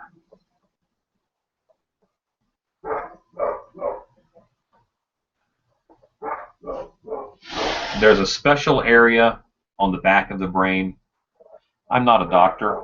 I think it's called the medulla oblongata, and it has a very special look. So I'm going to go ahead and put that in. I am doing this from memory, so it may not be 100%. My defense for that is, well, this is an alien, so nay. Doesn't have an exact replica human brain. But that is also the defense of a lazy sculptor, because the more accurate I make this, the more believable it's going to be. So that's why I am putting that little medulla oblongata back here. It's the back of the mask. Almost no one will see this. but it's also a great place to put a vent in. So I can cut out the areas around this lower piece. All right, I need to tighten up this. I'm working on the very front edge now. I guess I should move the computer. Currently, I'm setting my computer on top of a bucket of clay and plaster cleaning water. I live dangerously.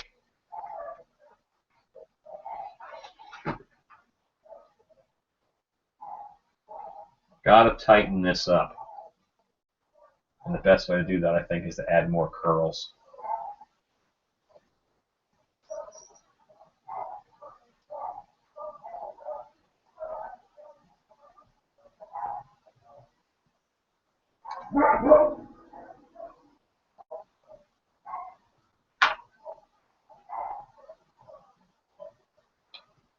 Took a little too much out. I made a split. I just got to go in there and fix it.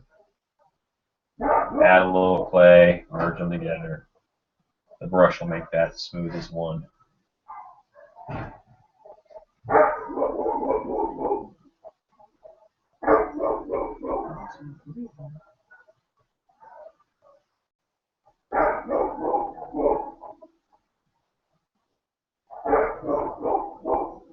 John McDowell says cerebellum. Medulla is on the front of the breast. All right, thank you. Cerebellum. Cerebellum. Your viewers are intelligent. Yes. All right, that's a little busier now, and I like it a little bit better. It just didn't have enough going on in it. I'm still gonna branch this out a little. Al Driver is watching. Says it's been too long since this time. Hey, Al Driver, it's been like 2 weeks. Don't give me crap. I'll hit you with a cinder block hand that I bought from you.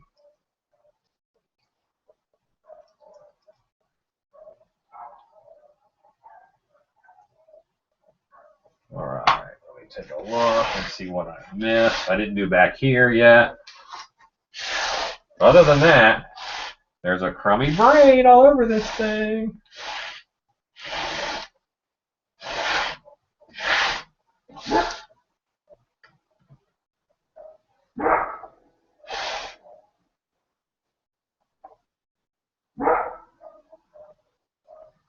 Here you can really see how those loops go in.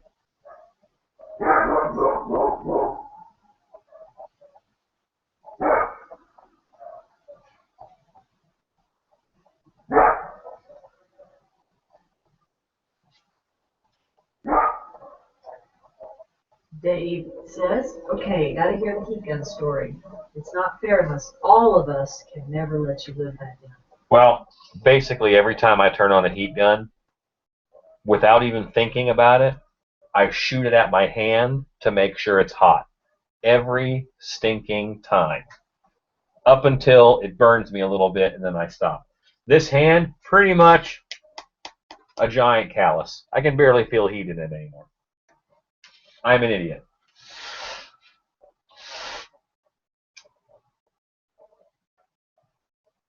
So I'm going to ask a question to you guys because apparently you guys can respond back. The place that we're getting the questions from, we're not getting them from the YouTube page. We're actually getting the questions from the Google event page, the Google Plus Hangout page. So that's where we're getting the questions from. So when you answer it there. But my question is, how many of you guys watch YouTube Wednesday? Or at least watched YouTube Wednesday? I am bringing the videos back slowly. I'm finding more time in my life. So I'm able to bring back one more thing that I enjoy, and that's making videos. There will come a point where I will feel that almost every skill is out there on the internet and you don't need it anymore.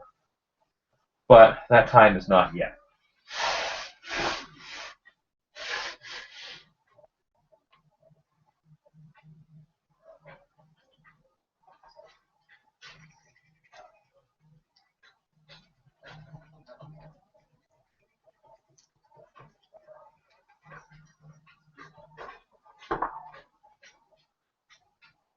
All right, I'm going to grab a piece of plastic like this here.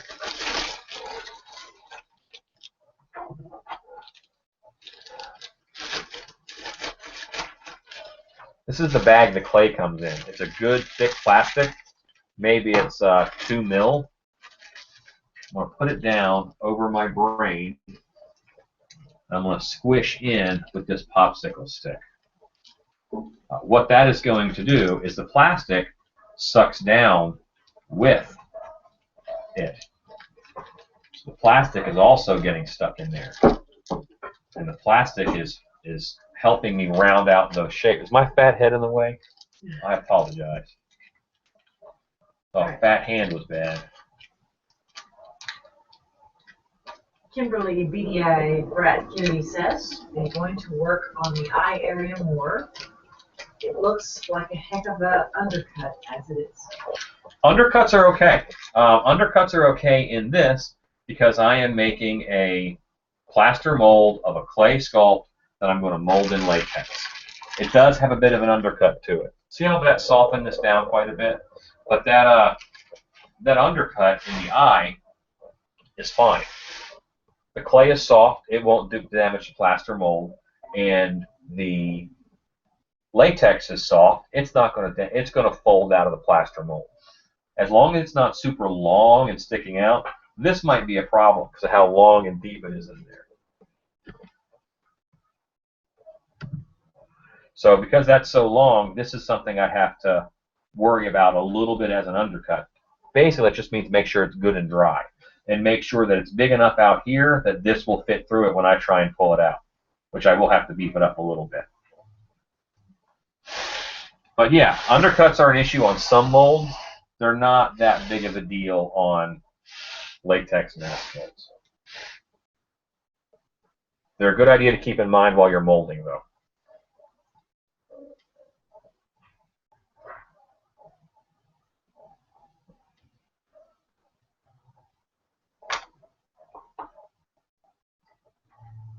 And I just reinforce that line between the two hemispheres of the brain.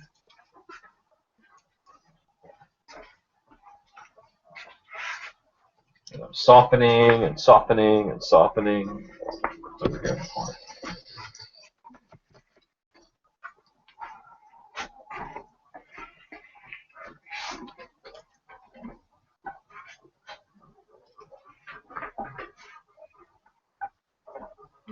Turn that dial.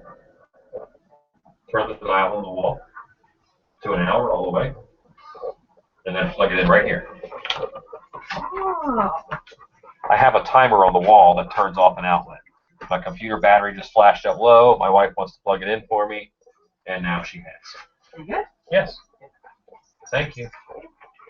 That way, I can work on something with a hot glue gun or a heat gun or a soldering iron, and even if I forget to unplug it or turn it off, the timer turns it off automatically after an hour. So greatly lessening the chance of fire in the house, which I appreciate. Our bad. Sherry Ramsey would like to know what color you're going to paint the mess. My haunt is in black and white. It is a classic black and white haunt. It feels like you're in a black and white movie. So this guy is all going to be monochromatic, black and white. The original Metaluna Mutant is red, blue, all kinds of crazy colors. And I'm going back to my Metaluna Mutant sculpt reference pictures, which honestly do me very little good right now because of how different and how much I've strayed from that design. Megan Camp says that Heart of Fear loves YouTube Wednesday. Kim BDI Brat says that they watch all the YouTube Wednesdays, serious with wrong stuff. That Bar Girl says that she watches YouTube Wednesday. Sean Davies says, oh yeah, my kids even watch it. We all run around yelling your catchphrases randomly. Andrea Saunders says, if the kids aren't driving me nuts and I have the time, I go to YouTube. Chris Murray says, I do. D. Dust says, I rewatch YouTube Wednesdays whenever I can. I do see other videos that deal with what you're teaching, but I think you've got a better way of explaining things. Or Yob says, is this the place where I want questions to be answered? I will answer them. Jason Bowen says, I watch YouTube Wednesdays, but it's usually well after Wednesday. I use it a lot of references now. Dave says, I watch the videos when I'm notified that through my subscription that there is a new one. Mr. T. Martindale says, how long have you been sculpting? I've been sculpting since '95, so that would be almost, holy moly, almost 20 years, right? 19 years. Wow, I'm old. I'm so old. You just made me feel old. Hope you're happy with yourself. Jason Moore loves YouTube Wednesday. And Angie Stevens says, how long will this take to dry? I don't want it to dry. I'm going to actually keep it wet so I can mold it in plaster. I'm going to make a mold of this so I don't have to let it dry out. This is not a one-of-a-kind piece. I'm going to make as many of these as I want, which sadly is probably one. Because like I said, it's going to be a polished turd at best.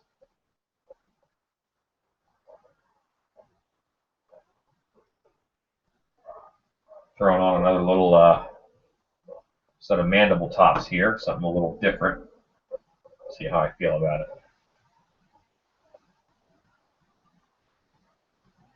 I got the tip of the nose right here, so I'm working design-wise on that. To me, I see this great face, well, not great, and a think little cute button nose. I think I just might have had an idea how to fix it. I'm going to do some plates that go down here and bisect the nose a little bit.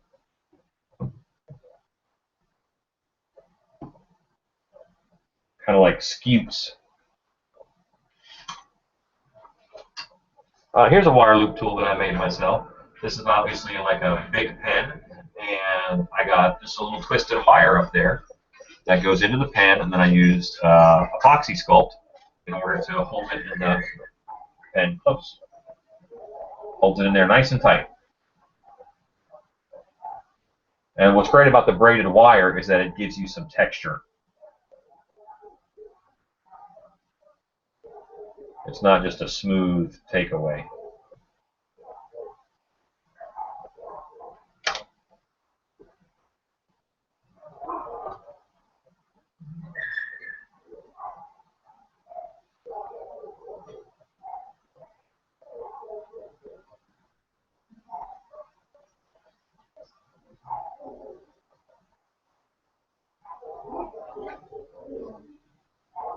I just want to beat that button nose.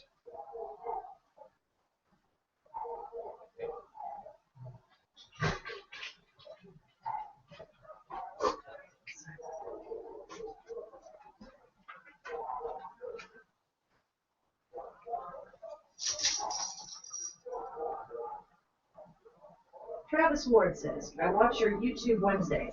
I am a new prop maker, and your videos are enjoyable and have helped me a lot. Great, Travis. Ramsey says, I watch YouTube Wednesdays through the link from the email due to subscription to your channel. Mr. T. Martindale says, sorry. Not sure why. I'm sorry. Because, I mean, he made me feel old. Oh. Don't you remember? He made me feel old with that question. Mr. Martindale's question? I believe so. All right. Lurg Yob says, do you ever play with clay so much that you can no longer stand the stench of it? A water-based clay doesn't really stink. If it gets old, it has a little bit of a mildewy smell, which I don't mind terribly. I mean, there are worse smells to have. Some of the sulfur-based clays did stink, but I think the days of stinky clay is kind of past us. I've never minded the smell.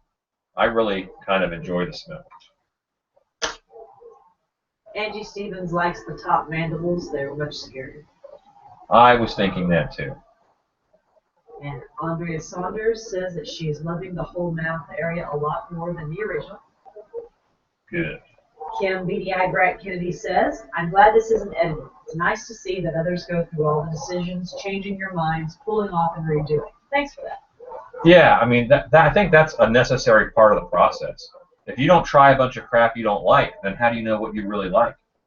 I think a sculptor that just throws it on and leaves it isn't they haven't decided anything. They love what they first try.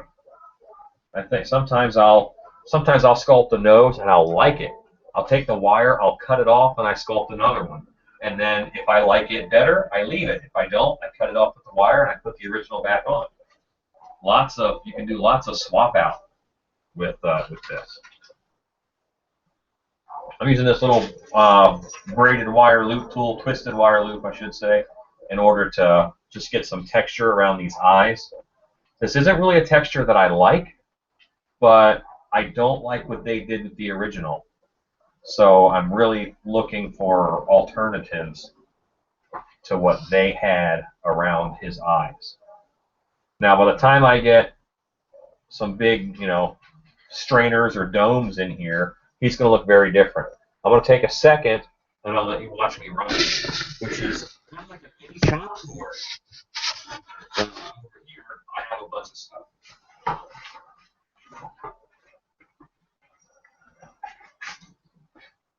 So this is a part of my shop where there's a ghost in the way. But over here, I've got lots of things that I use. Pumpkin teeth, drawers full of them, different sizes of pumpkin teeth. This is all eyeballs. It's all eyeballs. I've got washers and nuts and little things that I use inside of sculpts.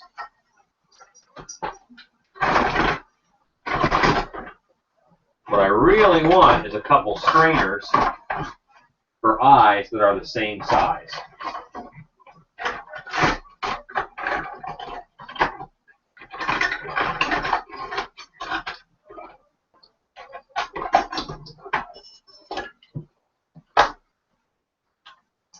Honey, Al says that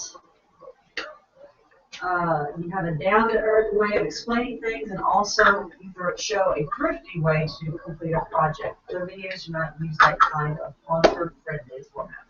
I'll write it. I suppose I am haunter-friendly because I am a haunter.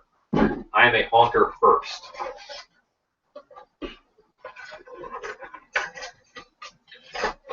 Dave would like to know what date your haunt opens. September 26th. And actually, we have a sneak peek September 24th that customers are coming to. So I guess technically it opens September 24th.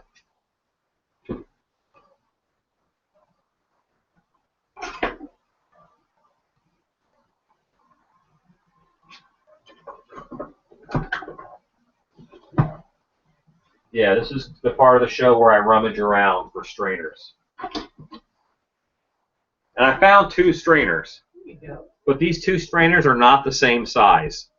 So I can't really use them for eyes. I'm just going to leave a 3-inch hole, and I'll get 3-inch strainers.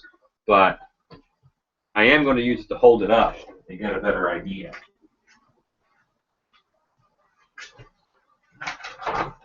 I've been doing this for a long time, where I can really see what it's going to look like. Just had this conversation earlier today. But you guys can kind of see he's very insect-like now that I get that strainer up there. Both eyes being that buggy and that strainery. And I'm okay with that. I don't mind that at all. He certainly has very insect-like hands, so that's kind of a win. I don't mind that. So now that I know I'm going to go a little insecty, I might look up insect eyes to see how to treat this ring. And I'm going to do that on a Google image search.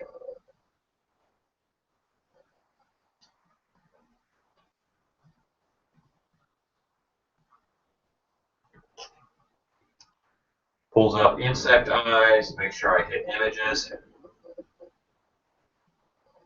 And I'm looking for the sockets. I'm looking for what's around those bug eyes. How are they treated? And really, they're all just kind of stuck on there. I'm not getting a lot out of this image search. Bugs are messed up looking. The ant is nice, and the bee, it's got some plates around its eyes. That's cool to see. Angie Stevens says those old-timey teeth things would work. That's true, a teeth strainer. I'm thinking of a ping pong ball size sphere in 2 pieces that hinges together. used to put a tea bag inside and steam. Yeah, it's a tea ball. Yeah, it just has to have enough holes in it to where the actor can see out. And you can see out of the strainer really well. Can be, Brad Kennedy says, cheap strainer, window screen over a light bulb. Yeah. And then Mad City Haunt says, I jump between YouTube Wednesdays and Stan Winston. Great to apply Alan's tricks to large fabrication. Well, that's a very awesome, that's a very huge compliment. Megan Camp says that she loves pumpkin teeth. That they really, actually, this is Tanya. That she loves pumpkin teeth. And they are really helpful. Got it. Tanya, who hijacked Megan's computer. Yeah. Is Megan like tied up in a closet or something, or is she still spray painting? Sherry Ramsey, Alan, you are getting too close to the camera, causing distortion in your voice. Sorry. All right. Okay.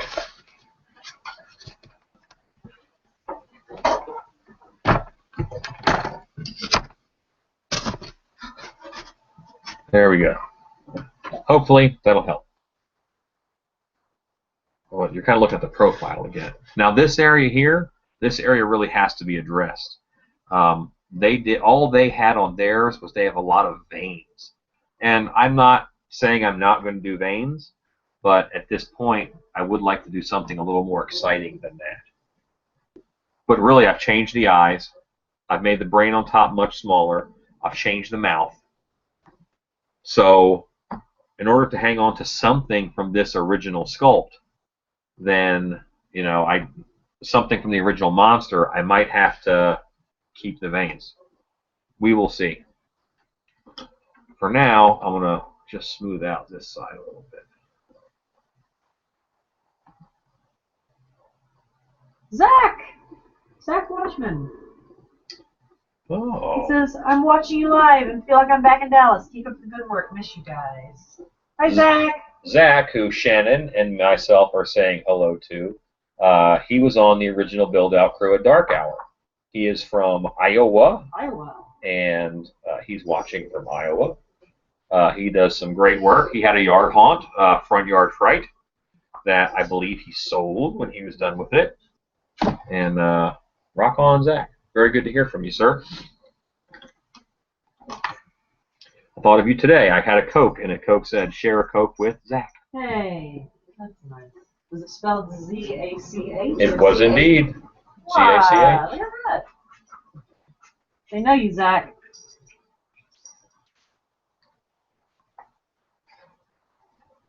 I know that I've got to go back and address the sides of the head that have nothing on them. So I'm going to go back to my Metaluna Mutant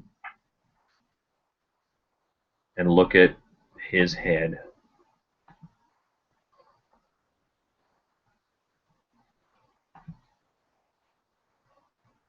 Okay, I've now found a drawing or painting of the Metaluna Mutant where they did this nice sweeping stuff up into that brain thing. So I'm going to try and do some of that. Really?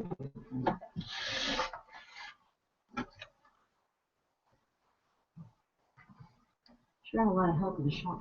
I'm going to establish a few lines first. That tells me where my direction of all that sweepy stuff is coming from.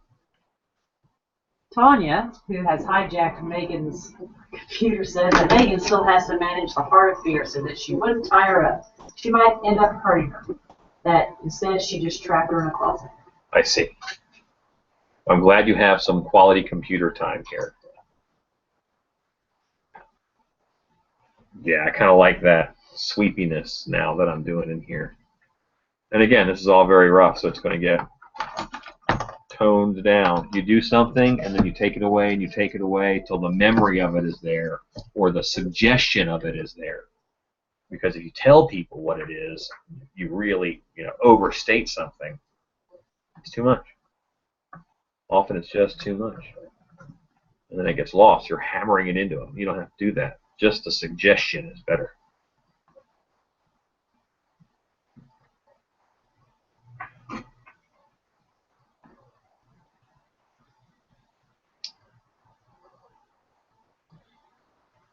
I'm going to try and kind of match this on the other side. a little better to me.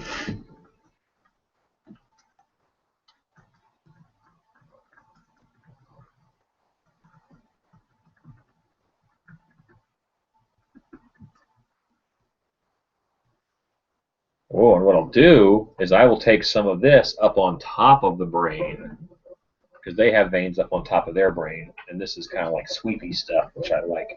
It's not really veins, it's just more of a texture. It's almost like a muscle striation, kind of. I like that.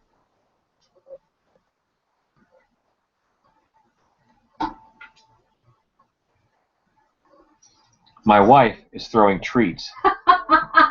Just so you know what she's doing. She is throwing treats out in the driveway to make sure the animals show up on camera. I'm not doing that. I think she is. That's not why I'm doing it. I'm giving the cat stimulation and having them practice their hunting skills. Because they got to practice their hunting skills. Because they're domesticated. I think one of our cats practices voodoo, because every time I find a bird in the house, its rib cage is gone, its internal organs are out and separately labeled. It's disgusting. Our cat's hunting skills are fine. I just wanted them to have some stimulation. We've been doing work all day.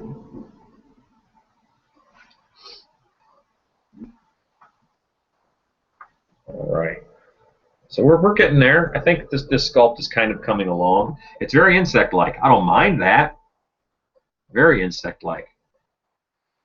That also gives me something to do down in here where all this neck is, because these creatures are very just weird looking.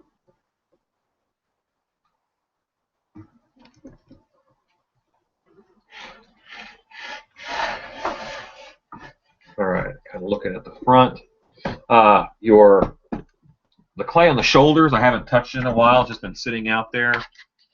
It gets dry, so you have to water it down every now and then.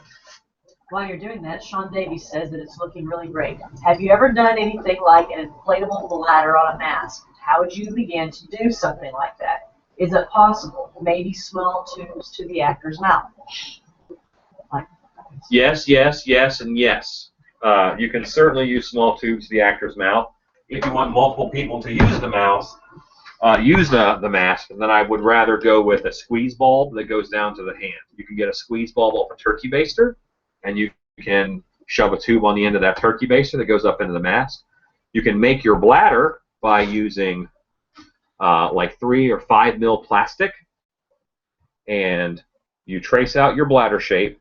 You put down, I use like a heavy-duty garbage bag, lay that down flat, still in garbage bag form, so there's 2 layers, and then you trace out the shape of the bladder that you want. Take a soldering iron over top of the paper, but that heat goes through the soldering iron into the bag and it welds it together. Leave a port to put a tube in and seal it around there with hot glue. That's how I would do a bladder in a mask. Probably way more information than you wanted, but that's how I roll. Could have been a rhetorical question. Yes, I like bladders and some masks. They're a touch impractical because it won't live forever. Better for movies, I think. I'm going to move you because I need the clay that I set my computer on.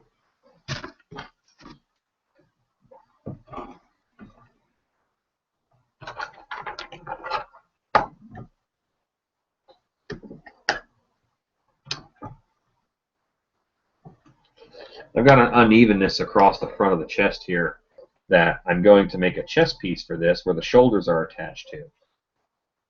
So I kind of want this to have a finished edge. So I'm adding more clay down here.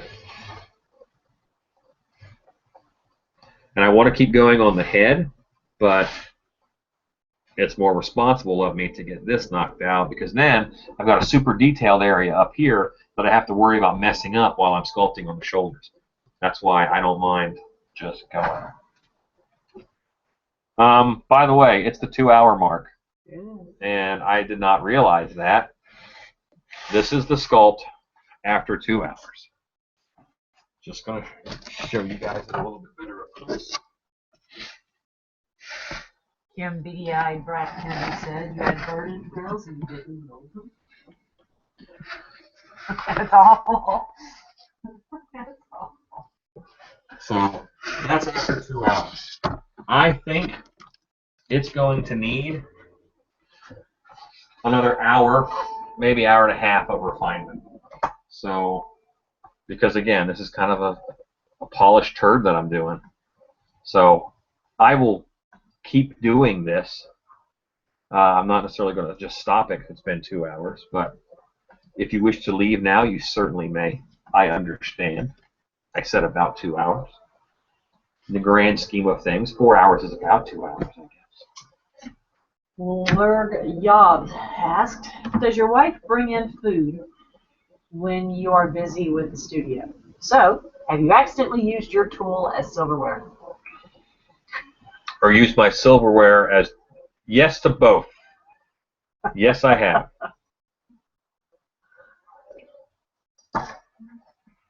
Delicious, delicious food. Mr. T. Martindale says, where do you buy your clay from? Clay is heavy. Always buy it locally. Don't ship clay. It's very expensive to ship. I buy mine from a company called Trinity Ceramic, which is in Dallas, Texas. Look near you. Look in the phone book. I mean the phone book. I don't mean the internet, because a ceramic supply shop is old school. Old school businesses still buy ads in the phone book, and they might not even have a website. So I do like to go looking for ceramic supply places. And you're supporting small business. And you are supporting a local business. Very good, White. That's true.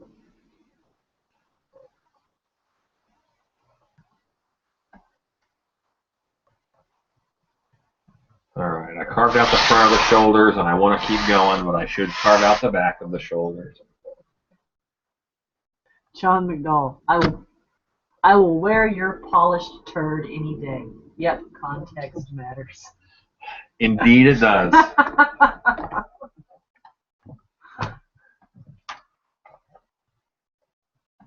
I think making masks, Halloween masks, is just one of my favorite things ever. There's something about allowing someone's imagination to be whatever monster that is super exciting to me. I also love, making original masks. And this is, at this point, this guy's pretty much an original creation based on something else. Because you have a monster in your head, and then you see it walking around. Yeah, that's pretty cool. Frightening if you're not prepared for it. But, yeah, if you make that monster come to life, you kind of have a degree of control over it. That's fun. Just doing these ribby floats, I will call them.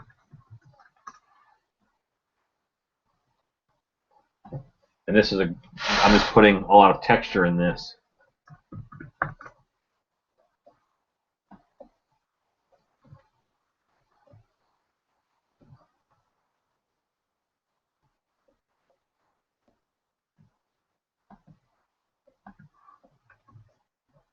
It's a big, broad area. I wanted to break it up some. I like that. I'm going to go ahead and brush it out.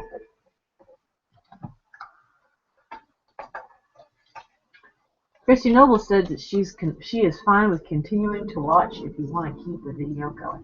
Yeah, I'll just keep the feed going. Once it's up on YouTube, I learned from the last one, I was going to edit out the beginning, because the beginning of the last time I did this, there was like 10 minutes or so of me staring at the camera for no reason, and typing stuff in my computer because I'm trying to figure out how to get things working, and I could not chop that off. A lot of YouTube videos you can't edit in YouTube itself, and I couldn't do that on that one. So this is just going to be super long, and I'll get more comments like, "This is too long for a tutorial." You see how long it is when you click on it, so don't watch. Is that hateful of me? No. I don't want to be hateful.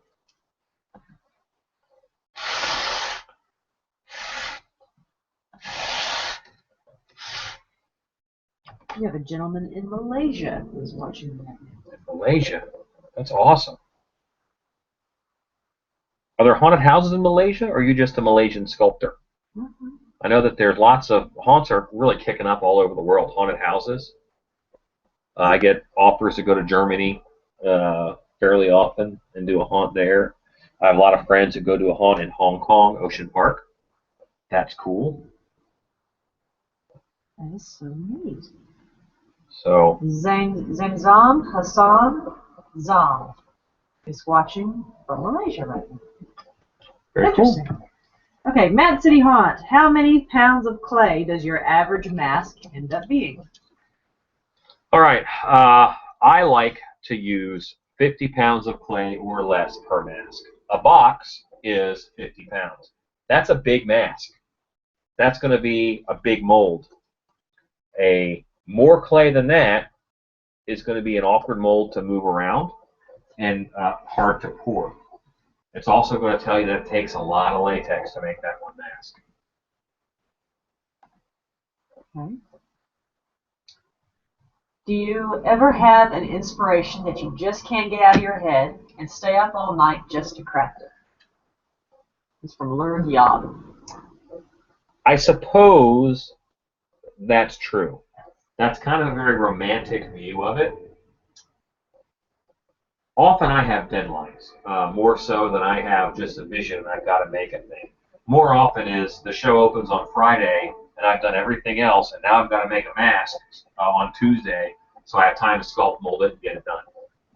So more often my staying late into the night is driven by deadlines than it is by creative fervor.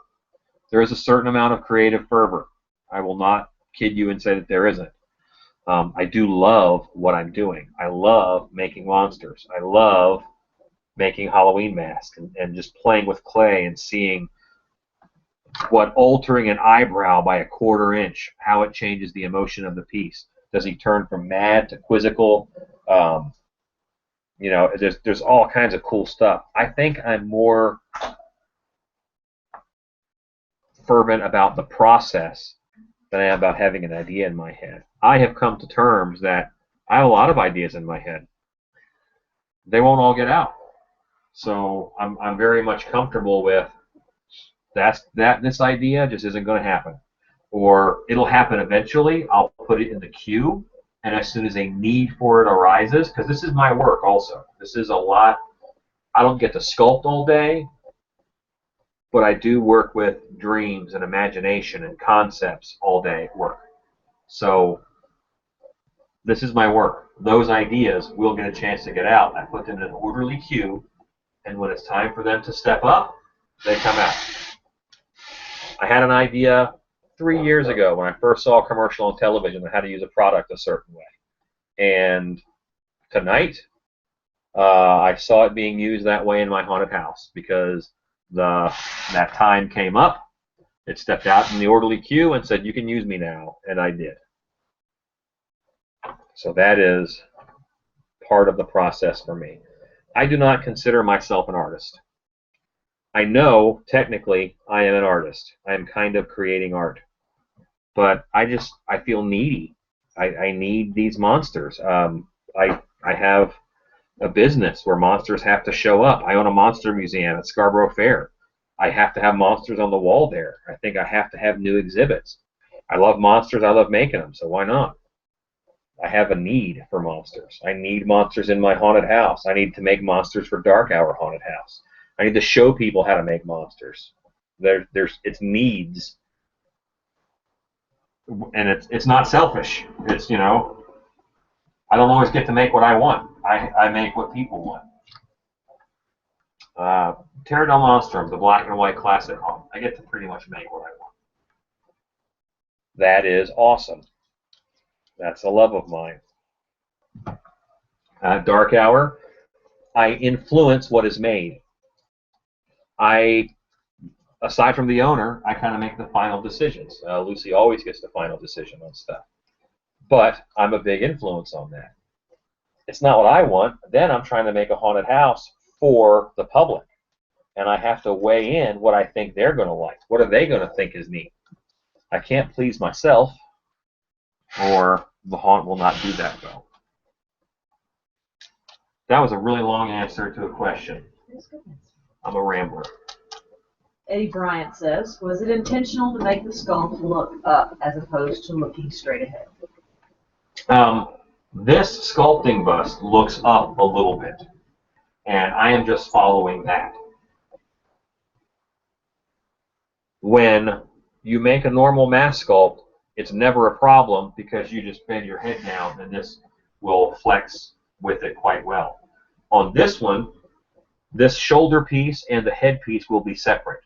So I did want this head looking up a little bit. That's why I picked this bust, because as I separate this neck piece, then that neck piece is going to go back a little bit, and the head, when it's looking down, will cover that seam.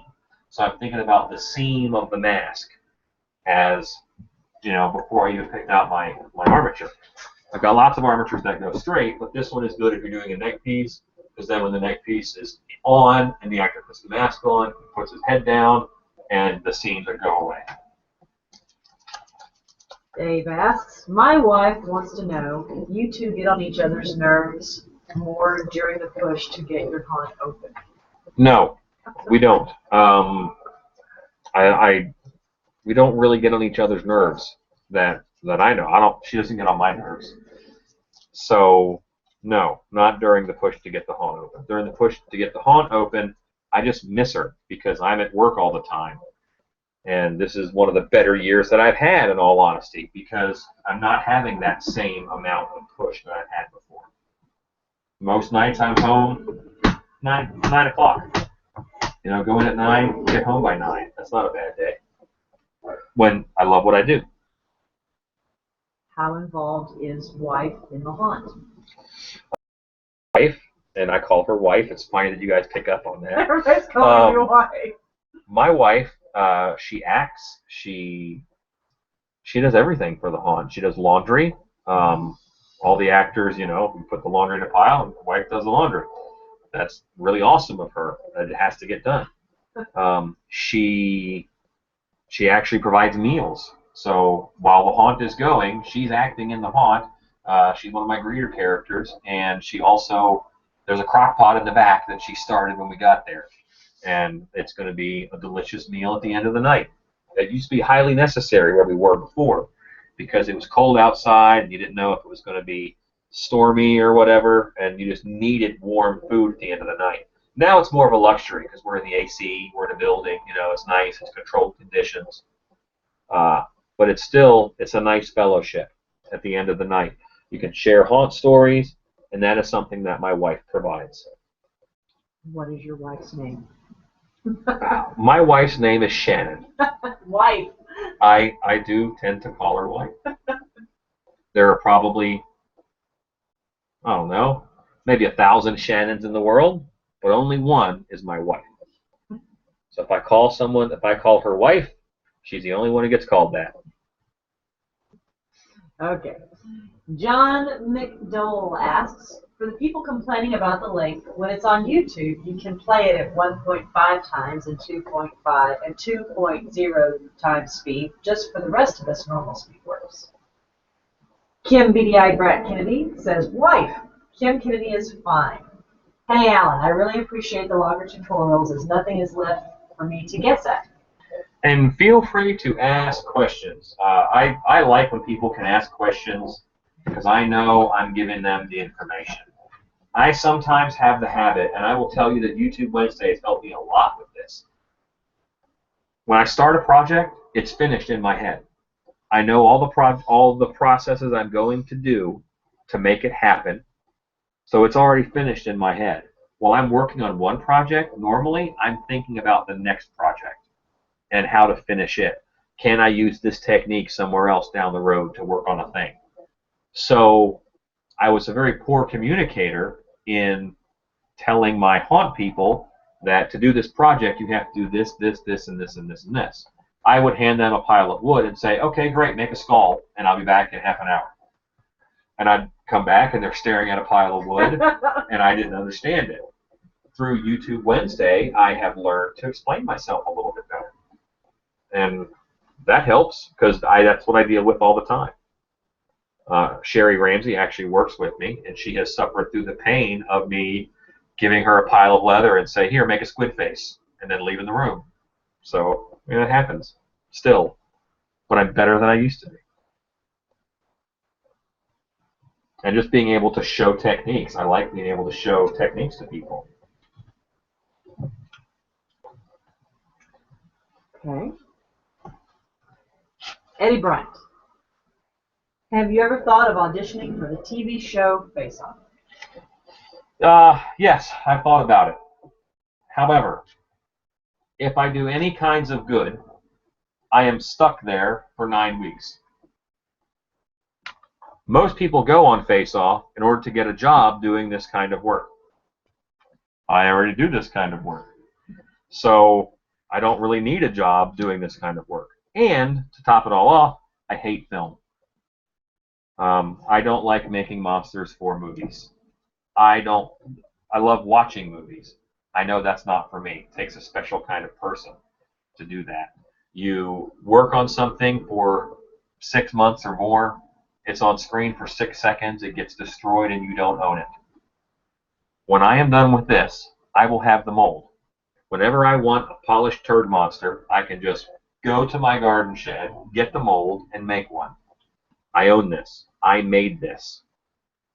And, no one else has the rights to it. I like that. That's cool. I don't want to just make stuff and throw it out into the wind.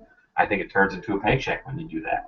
So I really like making things for haunted houses. If I make one of these and I send it to a haunted house, a certain amount of haunted house karma builds up where, my stuff's in someone else's haunted house. That's cool. I digress yet again. It's possible. The reason why I would go on Face Off at this point is because I am very involved in Dark Hour Haunted House. I am the director there. If I thought that me going on the show and doing well would bring more attention to Dark Hour Haunted House and bring more customers to Dark Hour Haunted House, so me and my crew can work all year making monsters and making scary stuff, then I would do that. I would go on with a plan to win. I would go on using all of my creative faculties that I was able to use in their format, and I would do my best. I don't think I would win. My skill set isn't for movies. My skill set isn't necessarily even for makeup. I'm okay at makeup, but I'm not great. I'm a jack of all trades. I'm a 7 in about 12 different disciplines. I'm not a 10 in any of them. So, would I ever? Yes, it's possible. I have considered it. But the timing has never been right for me to stop what I'm doing for 9 weeks. It used to be, they always used to cast a show during Transworld. And you had to be in LA while Transworld's going on. Transworld used to be a third of my income. I sell masks and costumes there. So I can't go on a reality show while Transworld's there. And they might not pick me because I'm not what they're looking for. They don't normally go for dumpy middle-aged dudes. Maybe I can make my hair purple. That'd do it. Sean Davies. Do you guys ever do a home haunt? I'm always working. My wife decorates very well for fall and for Halloween. I have never even thought about it because I've always been working. It's very rare that I'm home during Halloween. There were a few Halloweens. There was one Halloween where my haunted house wasn't open, and I hung out at the house and helped give out candy and scared some kids. We've had a Halloween one year where the haunt wasn't open because just the way it fell. It falls on a Wednesday. It's hard for a haunt to be open.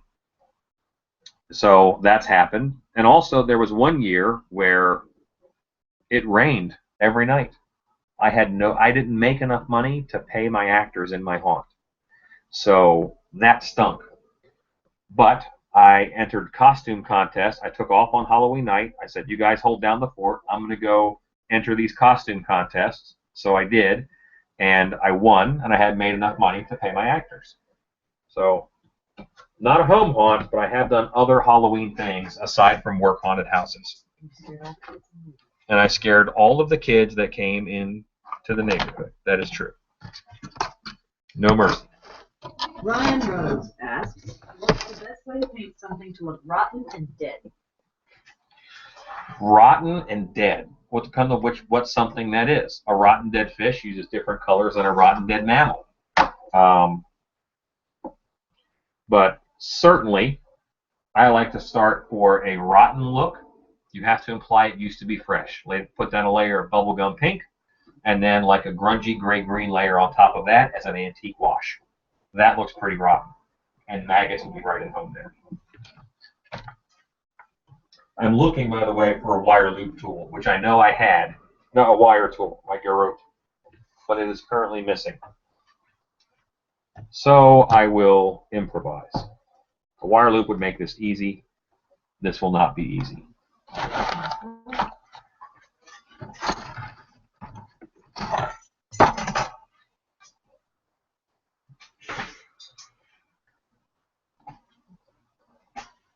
While you are doing that, Mad City Haunt says the meeting has to run. Thanks for the work that goes into this. The format is great. Looks forward to seeing more. Awesome. Well, thank you for hanging with me as long as you did.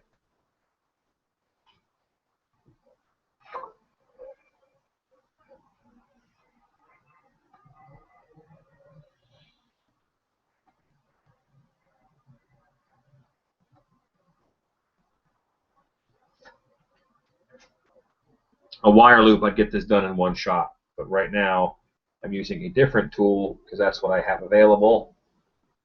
It's taking me 3 passes to get roughly the same effect. I made a slab o' clay. And that's going to be for these shoulders here.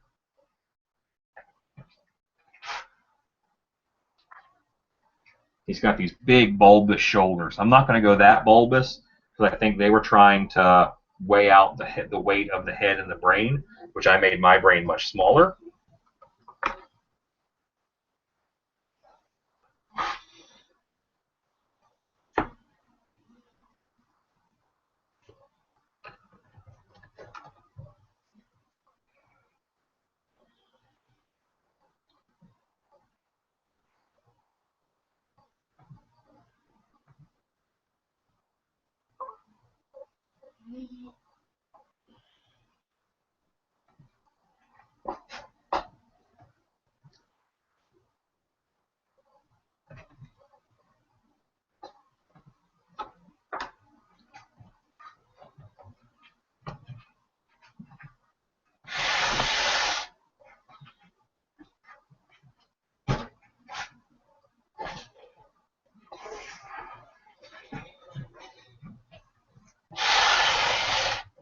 Megan Camp says, this might be Tanya. No, this is Jessica with Megan Camp and Tanya.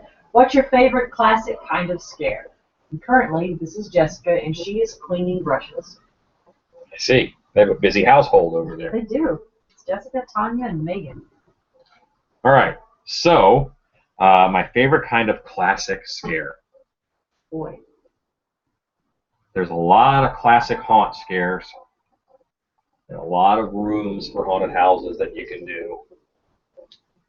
Let me think. I'm mulling that over in my head. I like anything that scares the whole group at once. I like stuff that affects multiple people. An actor jumping out is pretty awesome, but normally it's targeted at 1 or 2. We have a scare that we've used in my haunt. I bet we've had it there 9, 10 years. And it's a spider web that is, it goes over the top of the ceiling. It's down about 6 feet or so. But it's on a rope and a pulley, and it goes all the way up in the ceiling. And an actor will let go of the cord, and then this whole spider web drops in the whole group at once. And you see 5 or 6 people just hit the deck right away. You know, because something landed on them, you know, and it's made out of rope. But you imply spider webs at first. You put some bones around the entrance to that room, so there's a little bit of trepidation. Something dangerous is in there. You make it feel like a den. If you can, you put a big spider in that room too, so they see that first, and then it falls on top of them. That's a good scare, and it's pretty classic. We modified it. One year we made a giant igloo because we did a Yeti show, and we attached styrofoam to it. So it looked like you were in this giant igloo, and that's what that dome was over your head. And when that fell, all the styrofoam squeaking together made one heck of a noise, and that was pretty scary also. So yeah, I think that whole dropping spider web on top of people's head is one of my favorite scares. Lunar Black Lily asks if the wife helps out at Dark Hour Studios at all. Yes, my wife helps out at Dark Hour. For all the off-season shows, she actually runs the VIP room. So you buy a VIP ticket. My wife is the one taking you through and telling you everything about VIP. So yes. And Dark Hour is a haunted house. Stilt Beast Studios is the studios.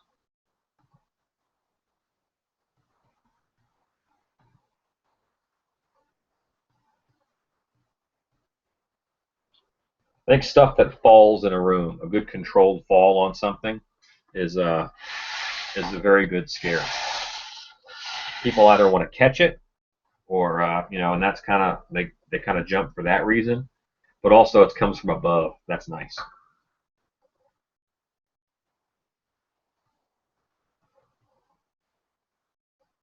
Doing these big old shoulder pieces here.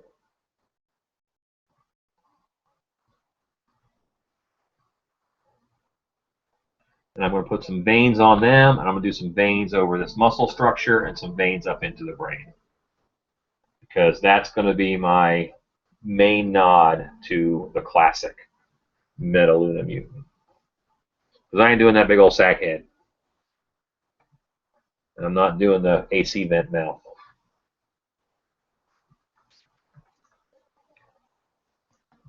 This still has some 50s charm to him, I think.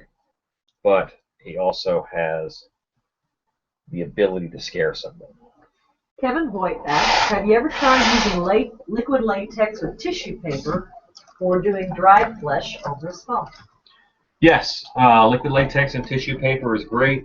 Rice paper is good. Toilet paper. I've used dryer sheets. Yes, it is good stuff. I also use tissue paper and latex a lot in makeup on actors. That works really well because it really conforms to their skin.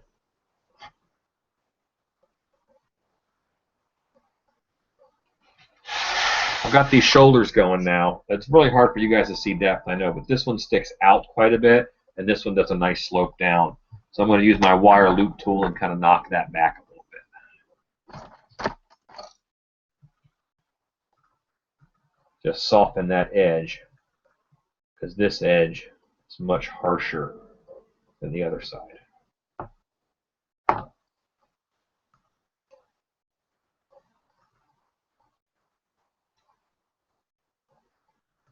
There's your color. Oh, look at that.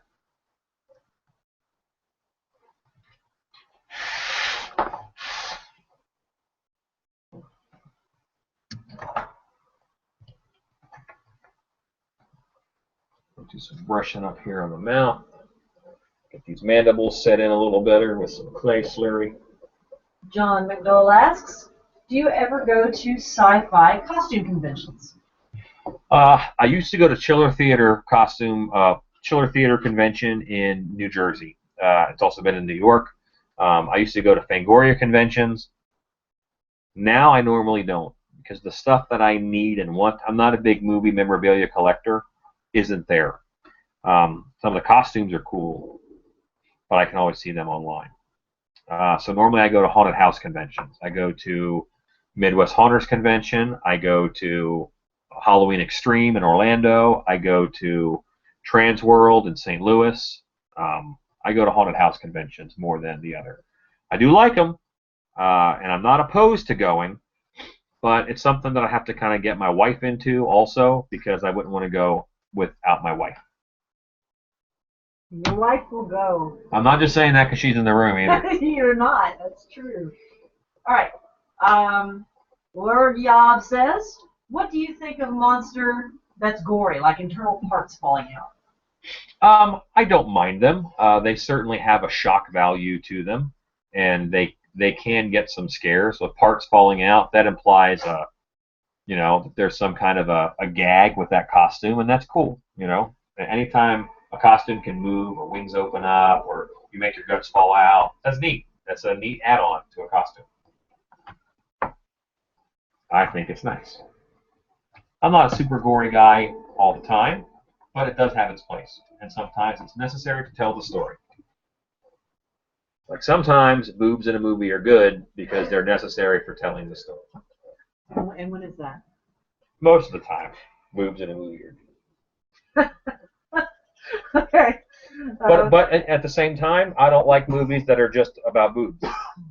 You know, some horror movies, you know, the B-grade stuff. That's, you know, the werewolf is out there and he cannot resist his irresistible desire to mate with her. I think that's an actual quote from a video case that I saw. I'm not interested in that because that's a boob movie. They care more about boobs than they do about the monster.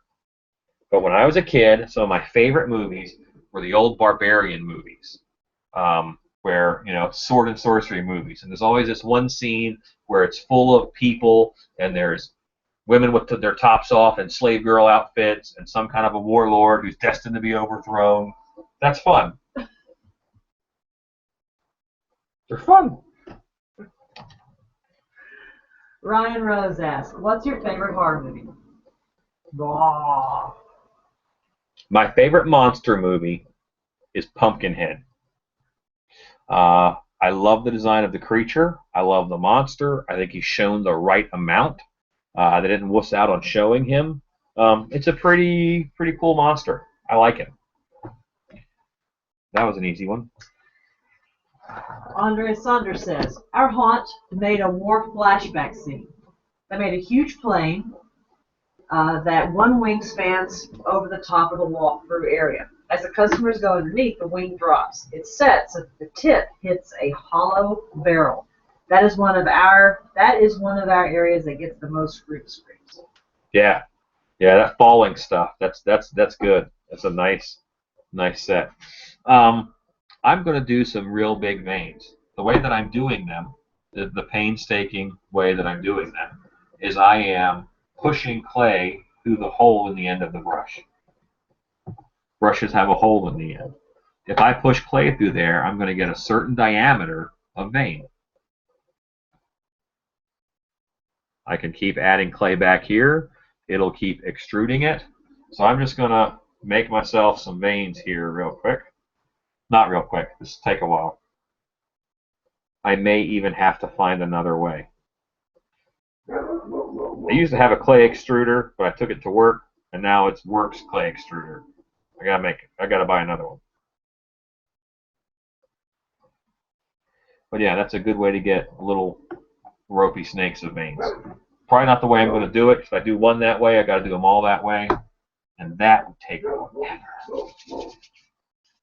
And while this is going to be a 4-hour video, it looks like I do want it to end at some time. Kim Kennedy says, good night. Hi, Kim. Good night, Kim.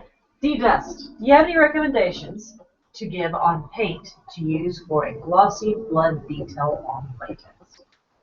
Yes, I do. 5-minute epoxy. Take 5-minute epoxy. It's clear. There's an A and a B. You mix them together. It stays glossy forever, and it tints with food coloring. That is what I use. I also use it just clear on eyes and mouths to make them look all wet and stuff.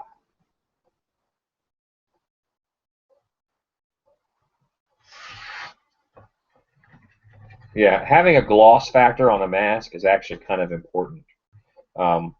Areas of wetness and different drynesses and wetnesses, that's something that makes up a face. You know, your eyes, your corner of the eye doesn't look right unless there's some wetness there. Your mouth doesn't look right if it's dry.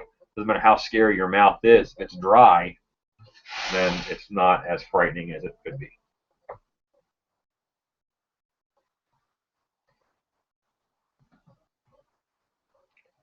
So I'm doing some huge, gnarly veins on this guy, because that's what's on the original, and I think mine are even more subtle than that. But I am going to pare these down quite a bit. I think if something is veiny, it's not very strong. So if they have this shoulder armor, you know, with veins on it, what's that going to protect them from? Just pop those veins, and then your shoulder armor bleeds in it. Silly 50s monster designers. They did nail Creature from the Black Lagoon, though. They nailed the heck out of that.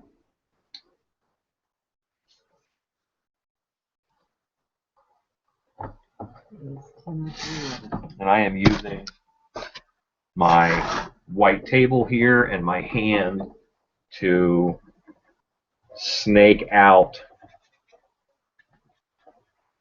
some veins. I believe I will stop this at 11:30. That's about 20 minutes away. You guys might not see the finished product, but you will have a good idea of how it's going to look.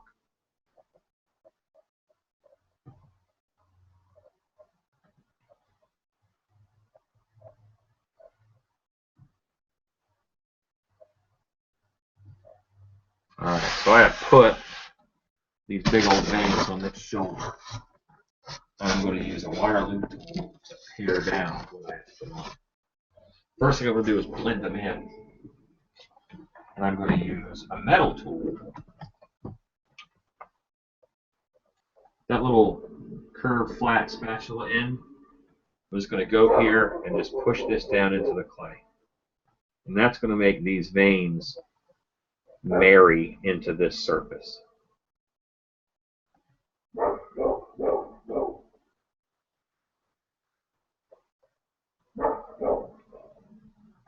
This is one of those tedious parts of sculpting because I have to do this along the edge of every single vein in order for them to look natural and realistic.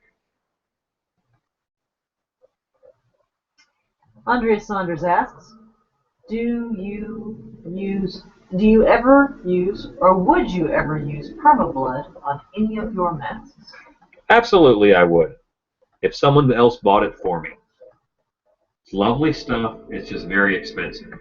And 5-minute epoxy is a real close approximation.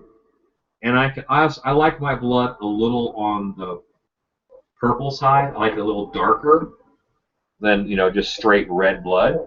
So being able to mix my own color of blood, or black for bile, is nice. That's something I don't want to give up. So I don't normally buy something like permablood. But if I need blood on a set and I've got it laying around, I would use it.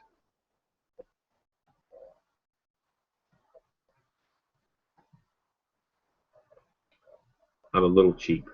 Kevin Hoyt says, Creature from the Black Lagoon is one of the all-time best movie monster costumes, in my opinion. I would have to agree with you. The Creature from the Black Lagoon sells itself. It really, you know what it is. It's a water monster right away. You know it's a humanoid monster. I mean, it tells you everything you need to know about the Creature from the Black Lagoon just by looking at him. That's good design.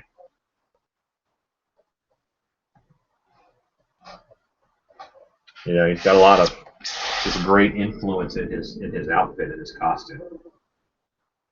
And he's influenced a lot of costume designs since then. This is a very good question next. From Lunar Black Lily.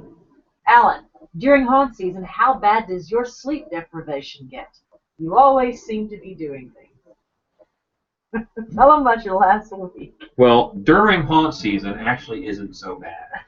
For most haunters, the worst time is that 2-week period before opening. I actually did not go to work on Friday because Wednesday I worked from 9 a.m. till about 4 a.m. And then Thursday I worked from 9 a.m. till 4 a.m. And yeah, Tuesday, Wednesday, and Thursday I worked from 9 a.m. to 4 a.m. all 3 days. I did not get a lot of sleep. I live about 30 minutes away from the show. So you had an hour in there for drive time. I didn't do much else. A very talented guy, Christopher Detroit. He teaches at Transworld pretty often. Came in to do scenic painting on the Throne of Dark Hour. It looks awesome. He did a great job. But I only had him for 3 days. So he is an awesome trooper, and he was sleep deprived right along with me and knocked it out of the park. So But then, you know, Friday he flew home after we dropped him off at the airport. He flew home, and you know, I did not go to work that day because I would have, but my boss told me to stay home because he knew the hours that I was keeping. He's a pretty good guy, and he looks out for me. Our COO. Okay. Ryan Rose says, do you like the style of Slipknot's masks? I do like the style of Slipknot masks. My only issue is that when something gets too popular, like Slipknot mask, anything that looks remotely like it gets called a Slipknot mask. So now there's some cool looking scarecrow masks out there that you can't use anymore because everyone yells Slipknot when you put them on. But yeah, I love their styling. They have a great design aesthetic, and now they're so popular, they own it. If that makes sense. It says, what brand of armature are you using? And have you ever tried using a rotating sculpted stand? Is it difficult pushing that sculpt around? This is a Monster Maker's bust. It's the new version of the Monster Maker's bust. And I like it a lot. It's good. It does look up slightly. That's kind of weird. Probably because the model was sitting in a chair when they did the life cast, and his head was up a little bit to look at his casters in the face before he closed his eyes. But it's a good bust. My favorite bust is from Mosher Effects.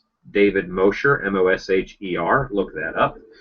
He has a very good mask sculpting bust. That's actually kind of hard plastic, and it's great for making silicone masks or plaster masks. I kind of like this one for if I'm doing a neck piece like I'm doing now. I like it to have be on this bust because when the actor's head goes down, it hides that seam. The second question was what? Is it difficult to push that sculpt around? No. This extreme white table that you see me on, this table is actually made of OSB. It's got an OSB top on it, and I put a new piece of tile board on it anytime I need it to be super clean. I just put it right on top there. So it's a nice smooth surface. It's a foam bust. I've got less than 100 pounds of clay on this, maybe 75. So it spins and slides pretty easy. I'm kind of a big guy. If you were a tinier person, you might want a lazy Susan. But I don't like my sculpt to spin around on me when I don't want it to. Like if you don't kind of lock your Susan down, you can do this kind of detail and be chasing it around in a circle, which I don't like. I'm a simple guy in general. Sean Davies says, I've been trying to use your rubber cement technique to put hair on my masks. Do you have any other recommendations for convincing facial hair placement? I'm making a mess. If you are doing hair work, then you are making a mess. That's just how it is. Yes. I think for a mask, rubber cement is kind of the way to go. It does yellow a bit over time, but it is a good way to go. Any kind of an upholstery cement, barge, goop, it's a similar story. It's going to make just as much of a mess. That is something where you want to practice. You need to do a lot of hair before you can do it without making a mess. What kind of mask are you trying to put facial hair on? I would love to know that, and maybe then I can give you a few more tips. Spray adhesive works short term, and it's a little bit easier because it's more instant than the rubber cement. Hot glue doesn't normally stick very well, so I can't recommend that.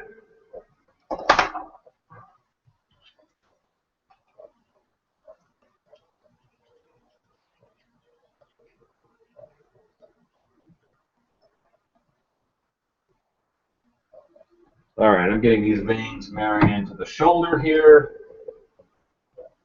just by scraping down their sides. That also makes them look like they're underneath of the skin as opposed to looking like they're laid on top of the skin.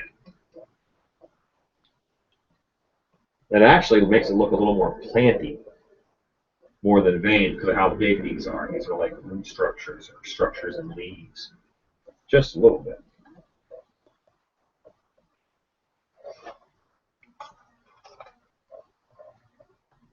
On the original Metaluna mutant, he has these big shoulder pads, and they're very round, and they look like football shoulder pads to me.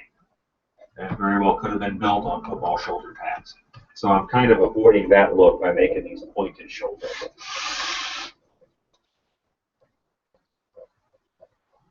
But now I'm going to pare these veins down even more with a wire loop. Eddie Bryant says, I don't like the Monster Maker / CFX bust due to the dense foam it's made of. I've had two, and I always break them while molding. Yes, you ripped the heads off of them. I mentioned that when I actually started today. So yeah, the heads can break off, especially if you put pressure on the neck joint, which is very, very brittle. It is best to reinforce them with PVC. That can actually help you. The Mosher bust that I mentioned is actually a very strong bust because it's got a plastic coating on the outside. It's a little bit tricky to get clay to stick to it at first, but there's a bit of a trick to it. If you're using oil-based clay, just paint on a layer of warm clay, and that sticks fine, and then all the rest of your clay sticks to it. No problem. If you're using water-based clay, just stick with it. Put it on there, put it on. Once you get another good layer on, you're fine. Or you can paint it with something that has a little bit of grip to it, like Flexstone, and then your clay sticks, no problem.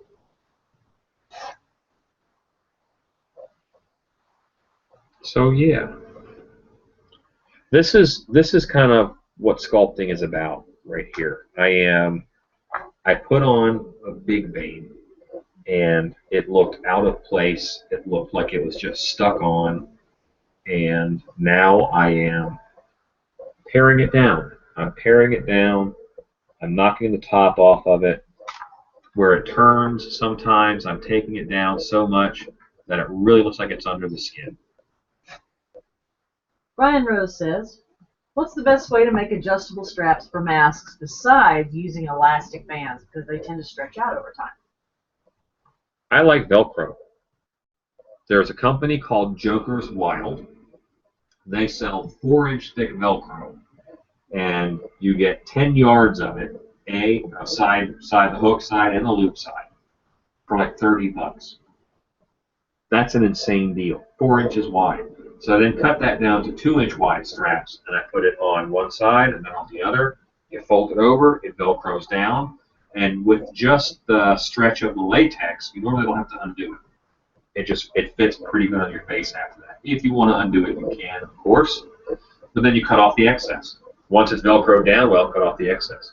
When you use Velcro, though, make sure one side's abrasive, and that is the hook side. They're very firm hooks. If that rubs against your skin, it doesn't feel very good. So that side always faces out, and then the loop side goes over top. And that way the loop side is what touches your skin if it's not directly lined up. Was that a complicated answer? I like Velcro. That's a simple version.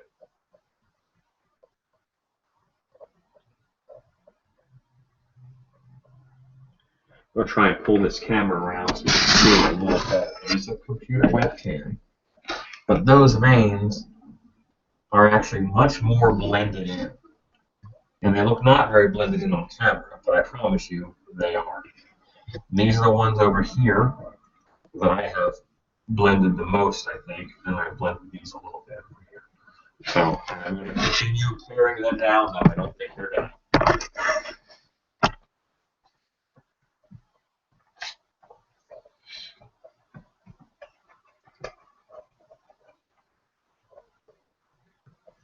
And once again, water, because I'm knocking off my wire loop marks now.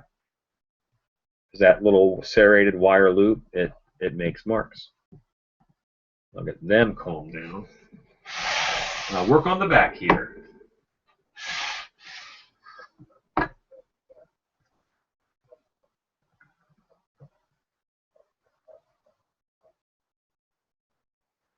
So everybody knows, I know a lot of you guys are watching on YouTube, we are actually taking comments from the Google Plus events page that we made in order to make this.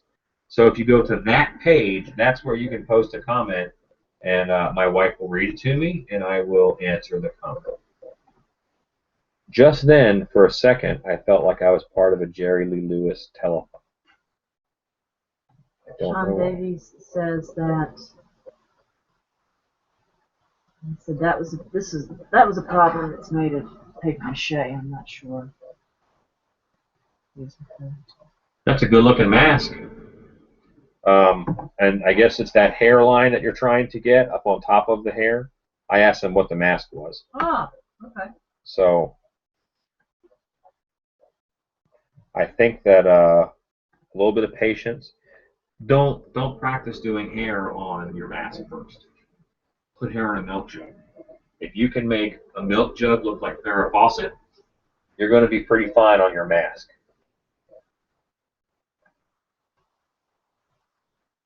And you'd be rich because I think lots of people would buy your milk jugs.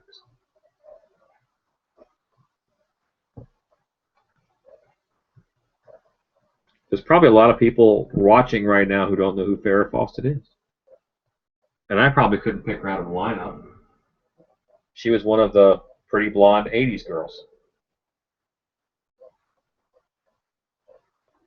Was she on The Fall Guy? She was on Charlie's Angels, my wife says. If it's entertainment, my wife knows it. Most of the time. Wasn't the Fall Guy Heather Locklear, who also had Farrah Fawcett hair? The Fall Guy, it was Heather Locklear. That's who it was. Didn't she marry like Tommy Lee from Motley Crue? See there? Look at you. I think so. Look at you and your... That's because I know 80s metal. Oh, God. Hair Nation. That's right. It's my favorite radio station. Oh, no. Look at you. Very impressive. I loved that show, The Fall Guy, when I was a kid. I wanted to be a stuntman for a while. Then I realized that shit hurt, and I decided against it. It's like, no, I will do awesome stuff from my couch.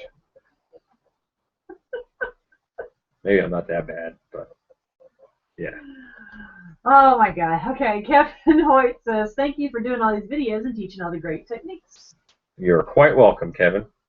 It is 11:28. It's 11:28. All right. So I've been sculpting this now for 3 hours.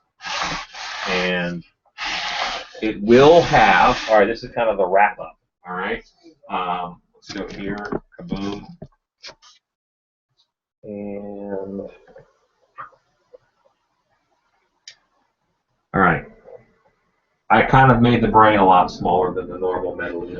I'm going to lean it forward a bit, put some clay under. I got a lot of polish to do on this. This is really rough right now. But I added mandibles to it. I thought that was a lot scarier when it had mandibles than when it didn't. I did a striation thing in the face that I found on some fan art of the Metaluna Mutant. The original wasn't very good. Some of the fan art looks very nice. I made his brain case smaller. I made his eyes a little less round, but I am still going to use kitchen strainers to make the eye out of. So I'll cut this piece off. I'll cut these pieces off of 2 of these that I probably buy from a dollar store, and I will put them into the finished mask. And he's going to be monochromatic because my haunt's black and white, like a black and white movie.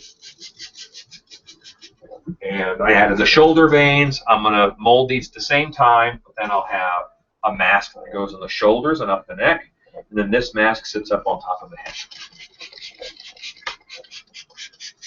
These veins I will echo up the side of the face and onto the head, and I will post pictures of the finished sculpt on my Facebook, which is pretty easy to find on Facebook if you guys are interested.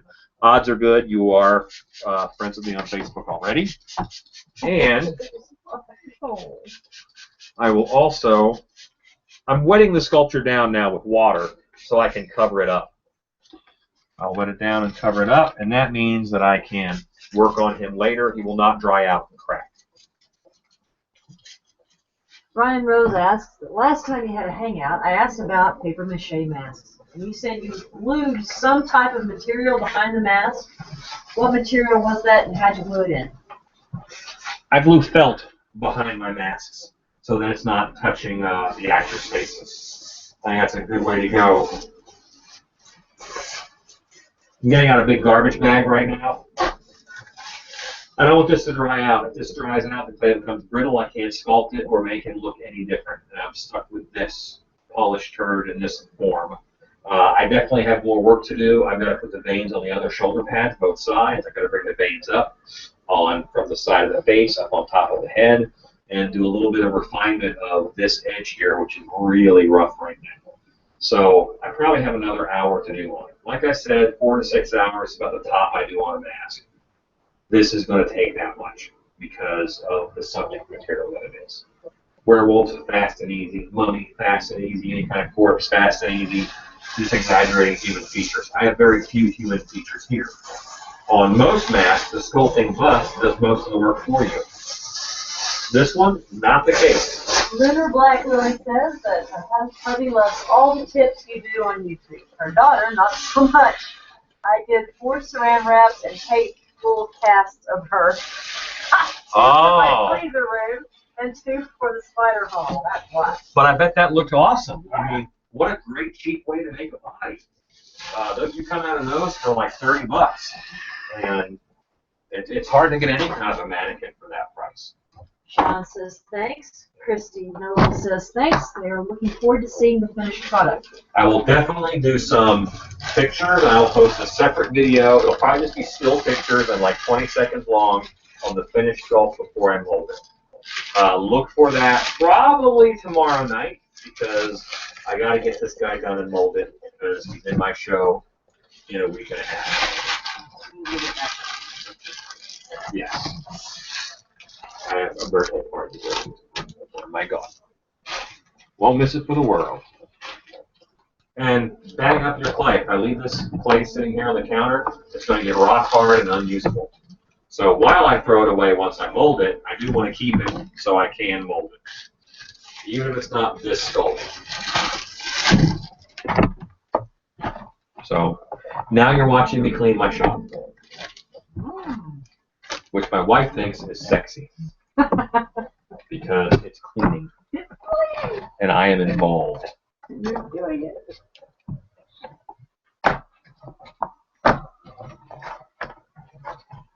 All this clay crud. Every time my wire loop hits, it's a little wad of clay that hits the table. But these little pieces, there's not. If it's a big surface area, water can't get to it. All these little pieces are great because I can put all these little pieces in, put in a few shots of water. They will absorb it. Pet this dog. Pet this Wendigo. She doesn't want me to scratch her face. She wants me to scratch her back and her butt. Because dogs love that crap. Can you see her face? That is my Great Pyrenees Wendigo. She is awesome.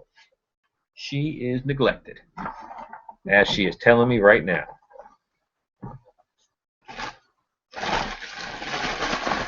So, I have said goodnight. You're watching me clean my shop. We still have 34 viewers. You all are dedicated.